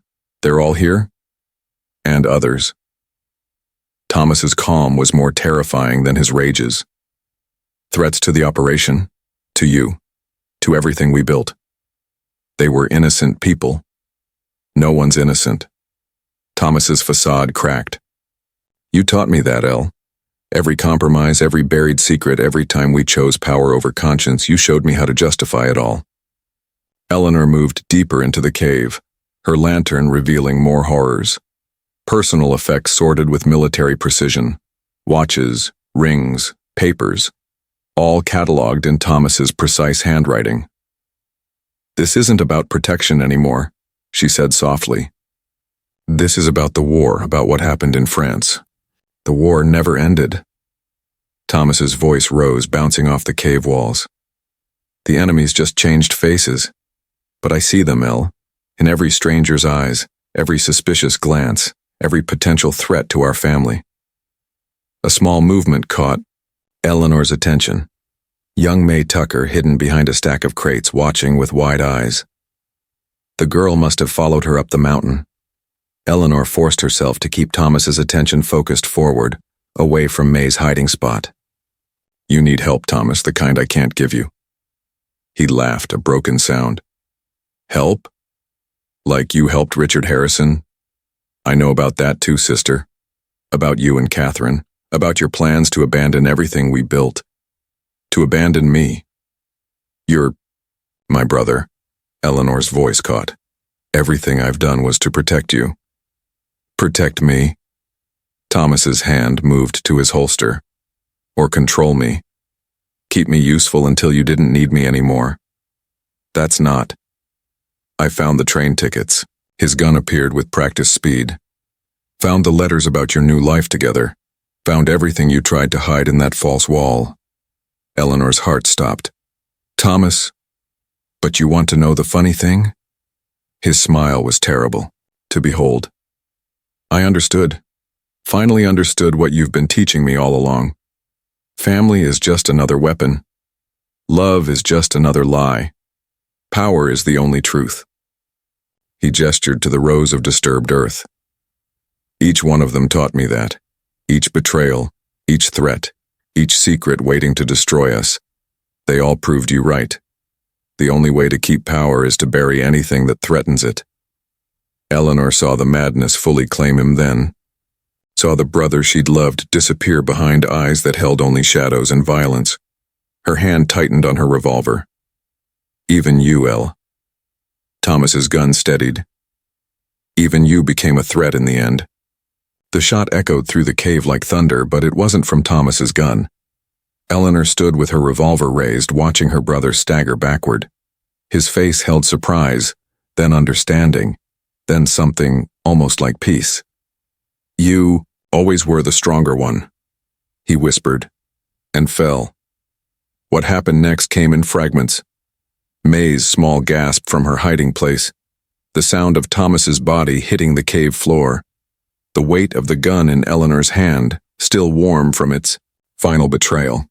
She knelt beside her brother, cradling his head as his life ebbed away. His last words were so soft she almost missed them. "The war. Is it finally over?" "Yes," she whispered, feeling the lie burn her throat. "You can rest now, soldier." Later, she wrote in her journal with shaking hands, "I killed my brother today. Not because he was a murderer, though he was. Not because he threatened Catherine, though he did. I killed him because I saw in his eyes the price of empire. The way power corrupts not inch by inch but soul by soul. I saw our future in his madness, in his perfect justifications for horror. And I chose to end it, knowing this choice will damn me as surely as all our other choices damned him. Outside the cave, young May waited as Eleanor arranged the final details. The girl's face held knowledge no child should carry, but Eleanor saw strength there too. The strength to bear witness, to remember, to understand that sometimes love meant choosing the harder path. The truth stays buried, Eleanor told her, until it's time for justice to matter more than power. May nodded, wise beyond her years. Together they watched the snow erase their tracks, leaving the mountain to keep its newest secret. The forensics team's lights cast harsh shadows across the cave walls as Sarah photographed their methodical progress. Each layer of earth they removed revealed new horrors, personal effects, bullet casings, bone fragments that told stories of violence long concealed. Rusty stayed close to her side, his alertness a constant warning system. Even here, surrounded by law enforcement and archaeological experts, Sarah felt the weight of unseen eyes. Too many people had stakes in keeping these secrets buried. "Over here," one of the forensics techs called out. "We've got something." Sarah raised her camera as they carefully exposed a skeleton, still wearing the remnants of a military uniform. Dog tags glinted dully in the excavation lights. Thomas Wade's final resting place, exactly where May's testimony had placed it. "The bullet wound matches Eleanor's account," Martinez observed, studying the medical examiner's preliminary report. "Single shot, close range through the heart." But it was what they found beneath Thomas that changed everything. Layer after layer of remains, carefully buried in neat rows. Each grave containing evidence of Thomas's madness and of Eleanor's complicity in concealing it. 23 victims so far, Martinez updated her notes, all matching the timeline in Catherine's diary. Sarah lowered her camera, thinking of Eleanor's coded maps and careful records. She documented everything, made sure the truth would come out eventually. A scuff of boots on stone was their only warning. Sarah turned to see a figure in black tactical gear emerging from one of the deeper tunnels, weapon already raised. But Rusty was faster, his powerful body launching into action as shots exploded through the cave. Sarah dove behind an equipment case as chaos erupted. She caught glimpses of Rusty engaging the attacker, of Martinez drawing her weapon, of forensics techs scrambling for cover. Through her viewfinder, she captured what would become the investigation's most damning images. James Harrison's son, David, his face contorted with desperate rage as he tried to destroy the evidence of his family's dark foundations. "It's over, David." Martinez's voice carried authority and warning. "Your father's already in custody. Don't make this worse." "You don't understand." David's voice cracked. "Everything we built, everything we protected, was built on bodies." May's voice came from the cave entrance, strong and clear. The old woman stood framed in daylight, decades of silence falling away. "On lies and murder and the power of fear. But fear can't hold back truth forever." Sarah's camera caught the moment David's resolve shattered, caught Rusty's perfect timing as the dog disarmed him, trained instincts serving justice instead of violence, caught the way Martinez moved to secure the scene while never taking her eyes off the deeper shadows where other secrets might lurk. As they led David away, the excavation team made another discovery. Behind a false wall, exactly where Catherine's diary had indicated, they found a strong box containing everything: photographs, letters, ledgers documenting how certain families had acquired their wealth after Eleanor's operation collapsed. The price of power measured in carefully preserved evidence. "She knew," May said softly, studying the documents. "Eleanor knew someone would need to know the truth someday. Need to understand why she chose justice over family in the end." Sarah's phone buzzed with a text from her editor. The story was running in tomorrow's paper. Her photos would show the world what power built on secrets looked like when those secrets finally came to light. But it was the personal effects that haunted her most. Thomas's dog tags, Catherine's locket, Eleanor's final journal entry describing the choice that would echo through generations. The forensics team worked through the night cataloging remains, collecting evidence, piecing together a history written in bones and bullets. Sarah documented everything, her camera serving as witness just as young May had once been witness to the original crimes. "You should see this." Martinez called her over to where they'd opened another chamber. The space was small but significant, a hidden office where they found Eleanor's original ledgers, her coded maps, and something else. A letter addressed to whoever finally discovered the truth. Sarah read it aloud, her voice echoing in the cave that had held so many secrets. "To those who find this, I leave the truth as both confession and caution. Power corrupts not all at once, but in small choices that seem necessary at the time. Each compromise makes the next one easier, until horror becomes policy and violence becomes procedure. I chose to end it with Thomas, but the real ending must come from those who find these words. The truth cannot heal what it does not touch." Eleanor Wade, December 24th, 1923. As if in response to Eleanor's words, the cave seemed to exhale, decades of darkness giving way to light and justice. Outside, Sarah could hear the gathering crowd, townspeople drawn by the news, by the sight of police vehicles and excavation equipment, by the weight of history finally breaking surface. "It'll change everything," May observed, watching David Harrison being placed in a patrol car. "The town, the families, the stories we tell ourselves about who we are." Sarah thought of Eleanor's final choice, of Catherine's careful documentation, of May's lifetime of waiting for the right moment to speak. Maybe that's what they wanted, not just justice but transformation, the chance for future generations to build something better than empires of secrets. Krusty pressed against her leg, his mission as guardian and truth finder finally complete. Above them, the mountain stood silent, its darkest secrets now exposed to the light of a new day. The ledger before Eleanor was different from her previous ones. No coded locations of stills or shipments, no profits or losses. Instead, each careful entry documented a life her brother had taken, a family left wondering, a void that could never truly be filled. But she would try. "Miss Eleanor?" Young May's voice came from the store above. "Mr. Peterson is here." Eleanor closed the ledger, tucking it into the false bottom of her desk. Billy Peterson's father had vanished 3 months ago, another victim of Thomas's paranoia. Now she could finally tell the family why, though not the whole truth. Never the whole truth.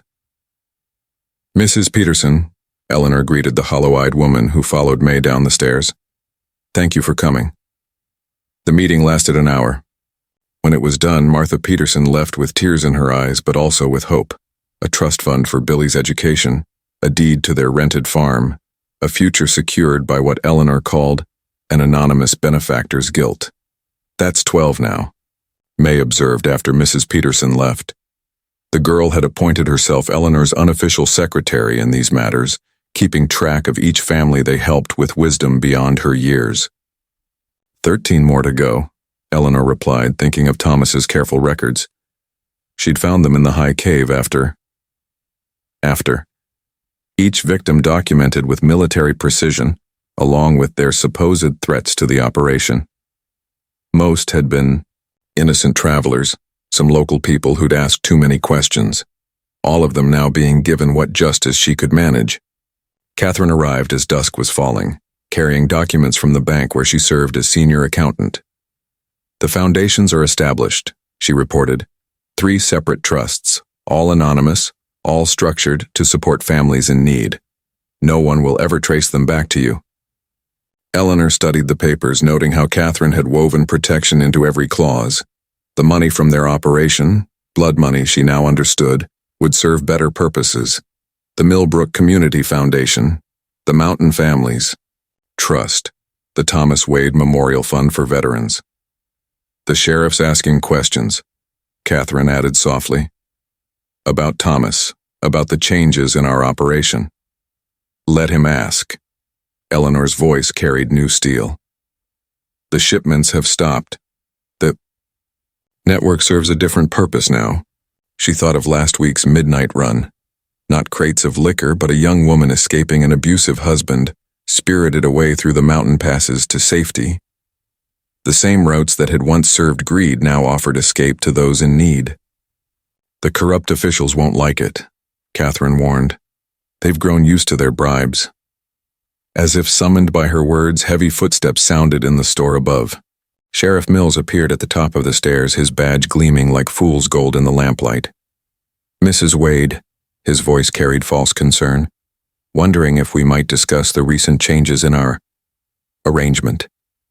Eleanor rose, feeling the weight of her choices settle around her like armor. There's nothing to discuss, Sheriff. The arrangement is over. Now, see here. He started down the stairs, hand moving to his gun. But Eleanor had learned from Thomas's military lessons, even as she rejected his madness. Her own weapon appeared smoothly, covering the sheriff with practiced ease. Careful, she advised. I've developed a distaste for men who think power comes from violence. Young May watched the confrontation with sharp eyes, absorbing another lesson about strength and choice. Catherine stood quietly by the desk, her presence a reminder of why Eleanor had chosen this path of redemption. The sheriff looked between them, reading the situation with a survivor's instinct. You're making enemies, he warned. No, Eleanor corrected. I'm making amends. After he left, Eleanor opened her journal, no longer a record of operations, but a testament to her attempts at redemption. The weight of evil, she wrote, can only be balanced by the work of good. Not erased, never that, but perhaps transformed, like coal under pressure becoming something that catches light. She worked, late into the night, documenting each victim's story, each family's needs, each step toward something like justice. The cave network that had hidden their crimes now concealed evidence of those same crimes, waiting for a time when truth could safely emerge. You should rest, Catherine urged, but Eleanor shook her head. There's more to do, always more.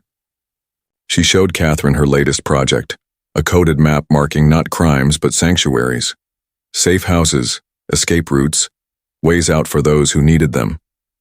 Young May helped too, running messages, keeping watch, learning the difference between secrets that destroy and secrets that protect.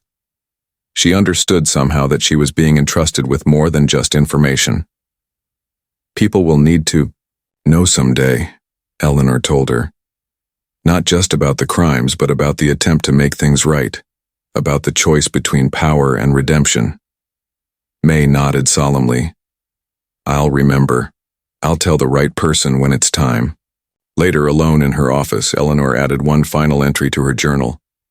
Thomas taught me that power corrupts, but he never understood that it can also redeem. Each life we save now, each family we help, each piece of evidence we preserve, these are stones laid on the path toward something better. Not forgiveness, perhaps, but purpose. Not redemption exactly, but the price we pay in trying to earn it. Outside, the winter wind moaned through the mountain passes, carrying secrets both dark and light.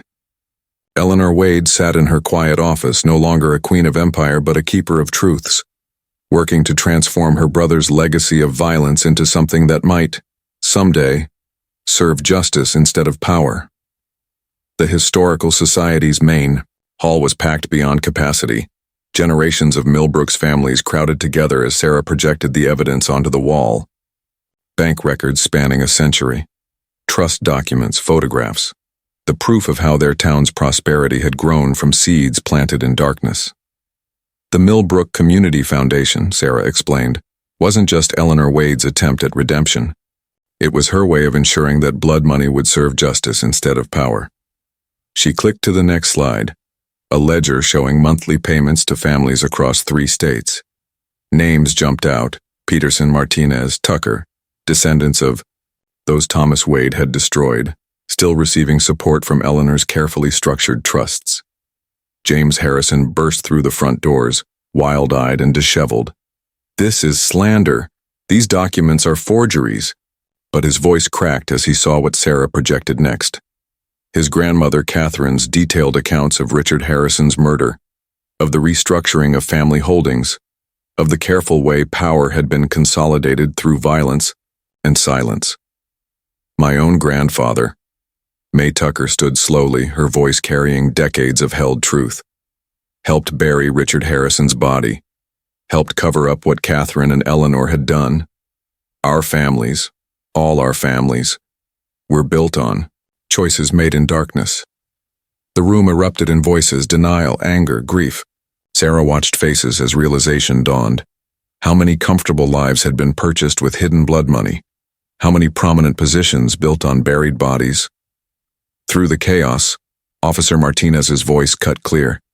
The foundations, Eleanor, Wade established, have distributed over $50 million to victims' families since 1923.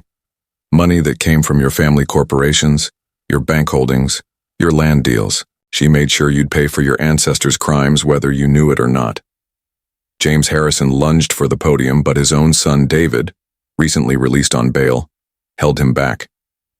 "It's over, Dad." David's voice shook. "I saw what's in those caves. Saw what our family helped hide. We have to face it." Sarah switched to the next image, Eleanor's final ledger entry, written the night before she and Catherine tried to leave town forever. "The truth demands its price," she read aloud. "Let those who profit from darkness pay to support those who suffered from it. Let every dollar of power become a dollar of healing." The trusts are still active, Martinez added, still supporting families, funding scholarships, providing escape routes for people trapped in abuse. Eleanor Wade turned your ancestors' crime network into an underground railroad for the desperate. May Tucker walked to the front of the room, leaning on her cane. "I've carried these secrets since I was 10 years old. Watched Eleanor transform, from criminal to guardian. Watched Catherine Harrison choose truth over power. Watched my own family choose silence over justice." She faced the crowd, her back straight despite her years. "But silence won't serve us anymore." James Harrison made one last attempt, his voice cracking. "You'll destroy everything our family's built." "No," Sarah countered, showing the next document.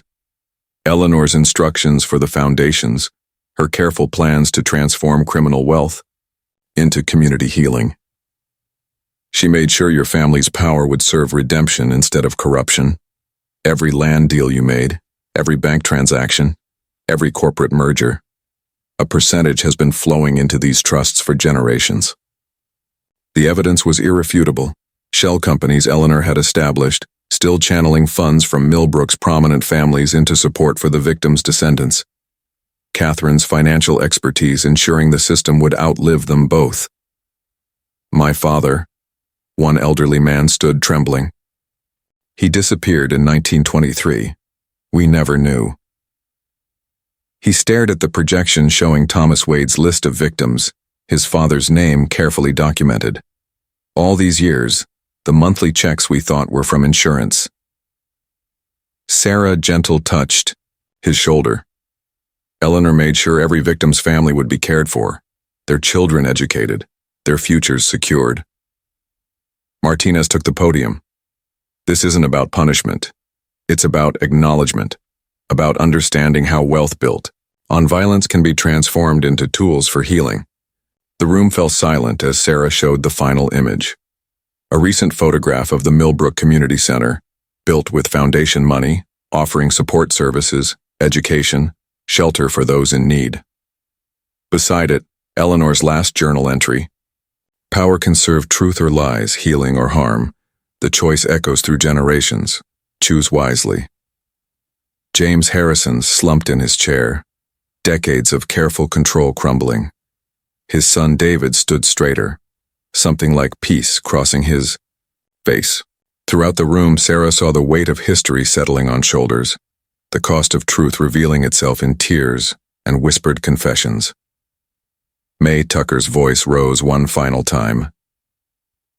Eleanor knew this day would come, knew we'd have to face what our families did, what they hid, what they built on bones and silence, but she also gave us a way forward, a way to make right what was done in darkness. Outside, through the Historical Society's windows, Sarah could see Rusty waiting patiently by her car. The dog who had led her to Eleanor's cellar, to Thomas's, victims to a truth that had waited generations to be told. Above him, the mountains stood silent, watching their children finally face the cost of power, the price of redemption, the weight of choosing truth over lies. The next day's headline would read, Eleanor's Legacy: How One Woman Turned Criminal Empire into Century of Silent Reparations. But the real story was in the faces of Millbrook's families, finally understanding that their comfort had always come with strings attached, strings that led back to Eleanor Wade's choice between power and justice, between empire and redemption. Eleanor's office was lit only by lamplight as she made her final recordings into the dictaphone, a new technology that would preserve her voice for whoever needed to hear the truth decades hence. Catherine had insisted on it, understanding that some truths needed to be spoken aloud, not just written. The full confession is in the vault, Eleanor spoke clearly into the machine. Along with evidence of every crime, every victim, every attempt at restitution.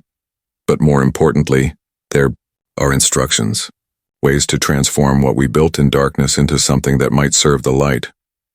A soft knock interrupted her. Young May Tucker entered, carrying a stack of newly drafted deeds and trust documents. The girl had proven invaluable in these final preparations, her quick mind grasping the intricate web Eleanor was weaving for the future. The bank approved everything, May reported. Miss Catherine says the trusts are structured exactly as you wanted. No one can dismantle them without exposing everything. Eleanor smiled at the child's precise language. At 10 years old, May already understood the power of carefully chosen words, of secrets kept not for power but for protection. And the safety deposit boxes? One key to each family affected, one to the historical society, one hidden in the cave chamber. Just like you said. May paused, her young face serious. But how will anyone know when it's time? They'll know. Eleanor turned to her final letter, the one that would wait decades in the Historical Society's archives.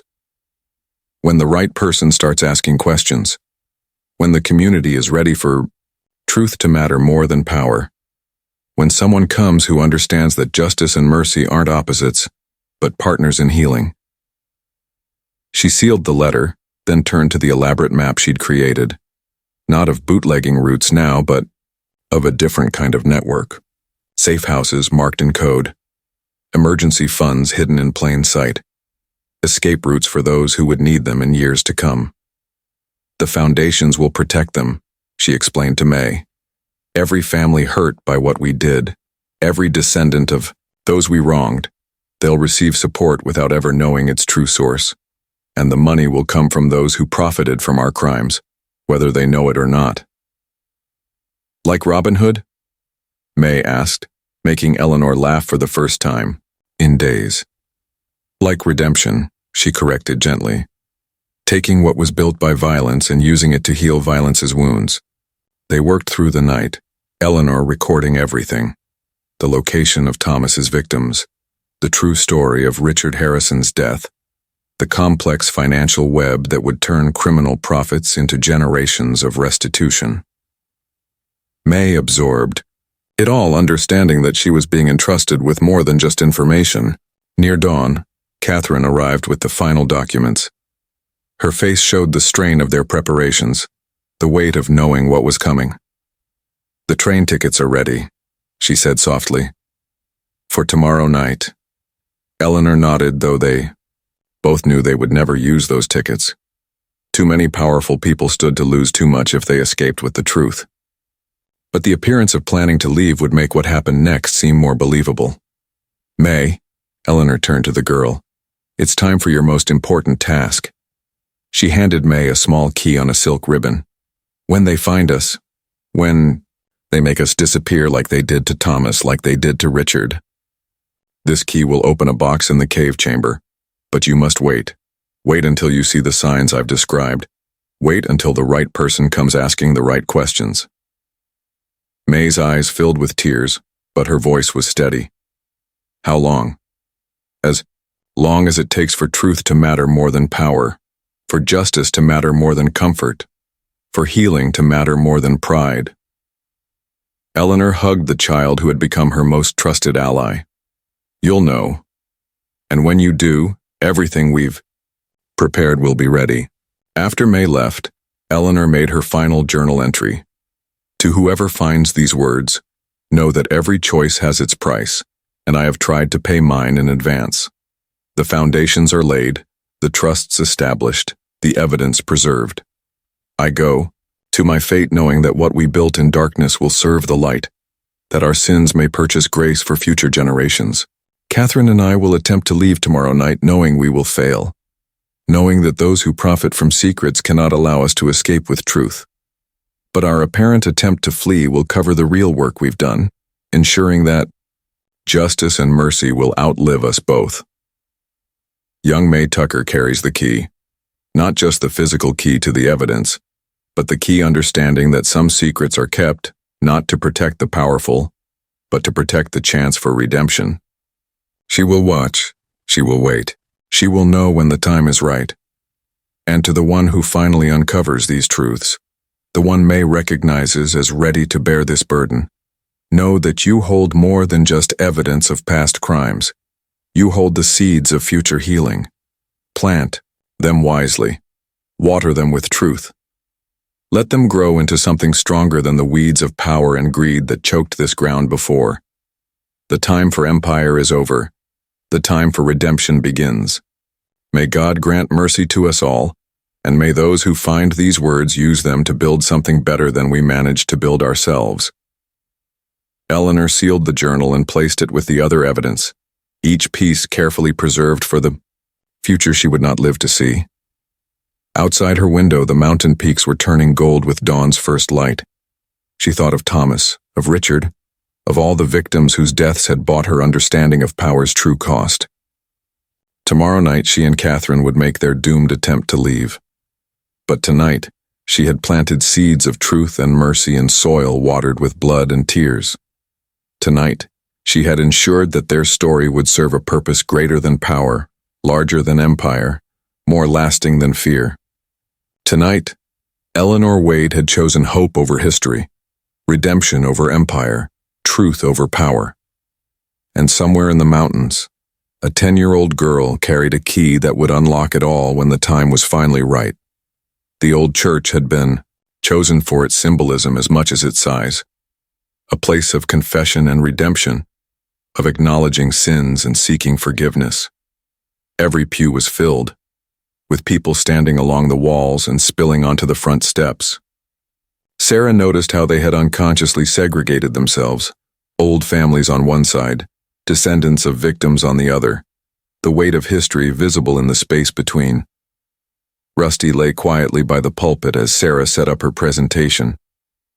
The dog had developed an almost uncanny sense of when truth was about to break surface, and his calm presence helped steady her nerves. Through the stained glass windows, she could see the mountains that had held these secrets for so long. "We're here today," she began, "not to assign blame, but to understand, to acknowledge both the darkness in our past and the light that emerged from it." She clicked to the first image, Eleanor Wade's final photograph, taken the day before she and Catherine disappeared. This is a story of power and its price, of crime and redemption, of how one woman's choice to transform evil into good has shaped this community for generations. May Tucker stood slowly, supported by Officer Martinez. "I've carried this truth for 70 years. Her voice reached every corner of the hushed church. Watched Eleanor Wade turn from criminal to guardian. Watched Catherine Harrison choose love over power. Watched my own family choose silence over justice, but silence serves no one in the end. The evidence unfolded like a tapestry. Thomas Wade's victims named and honored. Richard Harrison's true fate revealed. The elaborate network of foundations and trusts that had channeled criminal wealth into community healing for decades. James Tawari died. Harrison rose from his seat, his hand trembling as he gripped the pew before him. "My family." He paused, struggling. "My family built its power on bones and silence. We knew, I knew, where our wealth really came from. But Eleanor Wade's Foundations. He laughed shakily. All these years she's been making us pay restitution without even knowing it. Sarah played Eleanor's final dictaphone recording, her voice eerily clear across the decades. Let those who profited from darkness fund the light. Let every dollar of power become a dollar of healing. Let truth serve mercy, and mercy serve justice. Martinez stepped forward, official papers in hand. The foundations Eleanor established are now fully transparent. Every family that benefited from the original crimes has been unknowingly supporting the victims' descendants through these trusts. It's a system designed for healing, not punishment. From her seat in the front pew, Billy Peterson's granddaughter stood. The college scholarships my family received. The emergency funds when we lost our farm. That was Eleanor? That was Eleanor, May confirmed. Turning blood money into blessing generation after generation. Sarah revealed the next document. Eleanor's detailed instructions for transforming the cave network into what it had become. A sanctuary system for those fleeing abuse, complete with safe houses and support services, all funded by the very families whose ancestors had once used those caves for crime. The Millbrook Community Foundation isn't just charity, Sarah explained. It's rehabilitation. Redemption written into deeds and trusts, ensuring that power built on violence would serve healing instead of harm. James Harrison walked slowly to the front of the church. His son David joined him, both men carrying the weight of generations. We've voted, James announced, his voice rough with emotion. The Harrison family holdings, all of them, will be transferred to the foundation. No more hiding behind Eleanor's mechanisms of restitution. We choose to face our legacy openly. Other families followed suit, one by one standing to acknowledge their part in both the darkness and the potential for light. Sarah watched faces transform as truth broke through generations of careful silence. Martinez unveiled the proposed memorial, a garden of remembrance to be built where Thomas's cave had been, funded by the families of those who had helped hide the crimes. Not to erase history, she explained, but to acknowledge it, to honor both the victims and those who chose to transform violence into healing. May Tucker rose one final time, her voice carrying the weight of witness and the lightness of unburdening. Eleanor and Catherine died trying to protect the truth. Died, knowing that someday someone would find their carefully laid plans for redemption, would understand that justice without mercy is just another kind of violence. She turned to Sarah, tears in her eyes. They were waiting for you. All these years their truth was waiting for someone who would understand both the darkness and the light. Sarah projected Eleanor's final journal entry onto the church wall, the words falling like rain on parched soil. To those who find these words, your task is not to punish, but to heal, not to destroy what was built on darkness, but to transform it into light. Let truth serve something greater than vengeance. Let power serve something stronger than fear.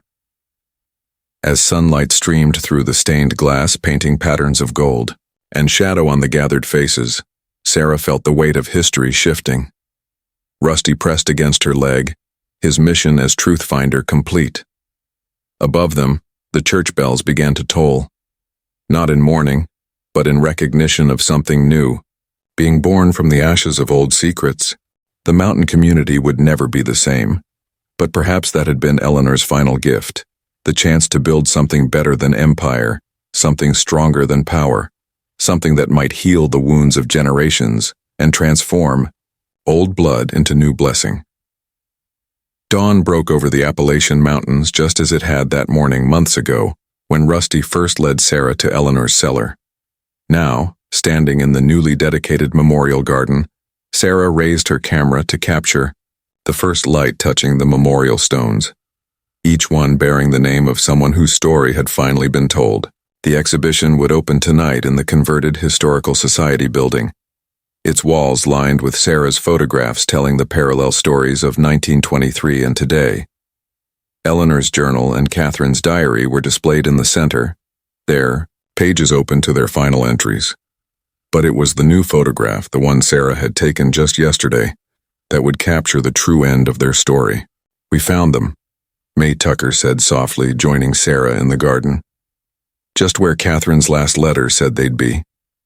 The photograph showed a small cave high in the mountains, unknown until Catherine's final confession was found. Inside, 2 sets of remains lay side by side, hands still clasped, Eleanor's locket containing Catherine's picture resting between them. They had chosen their own ending, dying together rather than letting others separate them. They knew they'd never make it to that train, May continued, her voice carrying decades of understanding, but they also knew that someday, someone would find the truth they'd hidden, would understand why they chose to die protecting it. Rusty padded quietly through the memorial stones, his behavior different now that the secrets had been unearthed. No more frantic digging, no more urgent alerts. Like the mountains themselves, he seemed at peace with what had been buried and what had been revealed. The garden filled slowly as morning brightened. James Harrison arrived with his son, both men carrying roses for Richard Harrison's memorial stone. The Peterson family came to lay flowers for their long-lost grandfather. Officer Martinez stood watch, not over suspects now, but over a community engaged in the delicate work of healing. Sarah. May beckoned her to a bench near Eleanor's memorial. "There's one last thing you should see." She withdrew a sealed envelope from her sweater. Eleanor left this with instructions that it should only be opened when the truth was fully known. Sarah carefully broke the seal, recognizing Eleanor's elegant handwriting. "To the one who found our truth, you hold now the full story of what we built, what we destroyed, and what we tried to rebuild from the ashes. Power corrupts not all at once, but in small choices that seem necessary at the time. The miracle isn't in avoiding such choices, but in finding the courage to transform their consequences into something that heals rather than harms. Catherine, and I choose our end knowing that someday, someone would understand both the darkness and the light of our story, would help our community face its past without being destroyed by it, would show how redemption can grow from the soil of wrong choices, if that soil is watered with truth and mercy. We die together, as we should have lived. But we die knowing that what we built after Thomas's madness, the foundations, the trusts, the networks of protection and support, will serve something greater than power, will help those who need healing more than vengeance, hope more than history. To the one reading these words, your task now is to help our community build something new on this foundation of truth. Let the memorial garden grow. Let the foundations continue their work of transformation. Let our story serve as proof that it's never too late to choose a different path. The mountains keep their secrets, but they also birth springs of fresh water. Let our truth be such a spring, with hope for the future. Eleanor Wade, December 24th, 1923. Sarah lifted her camera as the morning light reached Eleanor and Catherine's joint memorial stone. Through her viewfinder, she caught the moment of illumination, past and present merging in the dawn's gentle revelation. The exhibition would tell the full story. Thomas's madness and Eleanor's redemption, Catherine's love and May's lifetime of witness, the corruption of power and the possibility of transformation. But more importantly, it would show what came after, the community's choice to face its history, the family's decisions to acknowledge their roles, the collective work of building something new from the ruins of old secrets. Rusty barked once, drawing Sarah's attention to the garden's entrance. The first school group was arriving. Children coming to learn their community's true history, to understand both the weight of the past and the promise of the future. May smiled, watching them gather around the memorials. Eleanor would have liked this, she said softly. Children learning that truth matters more than power. That redemption is always possible. That love, in the end, is stronger than empire. Sarah captured one final photograph. Morning light streaming through the memorial garden's trees, casting shadows that looked like embracing figures on Eleanor and Catherine's stone. Above, the mountains stood as they always had, no longer burdened, with secrets their slopes catching the dawn like a blessing. The last entry in Sarah's documentary would read, "Some stories wait generations to be told, not because truth needs time to emerge, but because healing needs time to become possible. Eleanor Wade and Catherine Harrison understood this. They planted seeds of redemption in soil watered with tears, knowing that someday, when truth mattered more than power, those seeds would bloom into something stronger than the weeds of empire that came before. Their story is now our story. Their work of transformation continues through every life touched by the foundations they established, every person helped by the networks they created, every truth seeker who chooses healing over vengeance, mercy over might. The mountains keep their secrets, yes, but they also release them when the time is right, when hearts are ready, when truth can serve something greater than history's shadow. This is such a time. This is such a truth. This is such a healing. In the growing light, Sarah lowered her camera and simply watched, the children learning, the families healing, the community transforming. Rusty sat beside her, guardian and guide, his mission complete. Together they witnessed the final truth Eleanor and Catherine had died protecting. That love, in the end, builds better things than empire ever could. Up next, we have 2 more incredible stories that are waiting for you. Just click the image you want to watch and it will take you there. If you enjoyed this video, make sure to subscribe, it would mean a lot.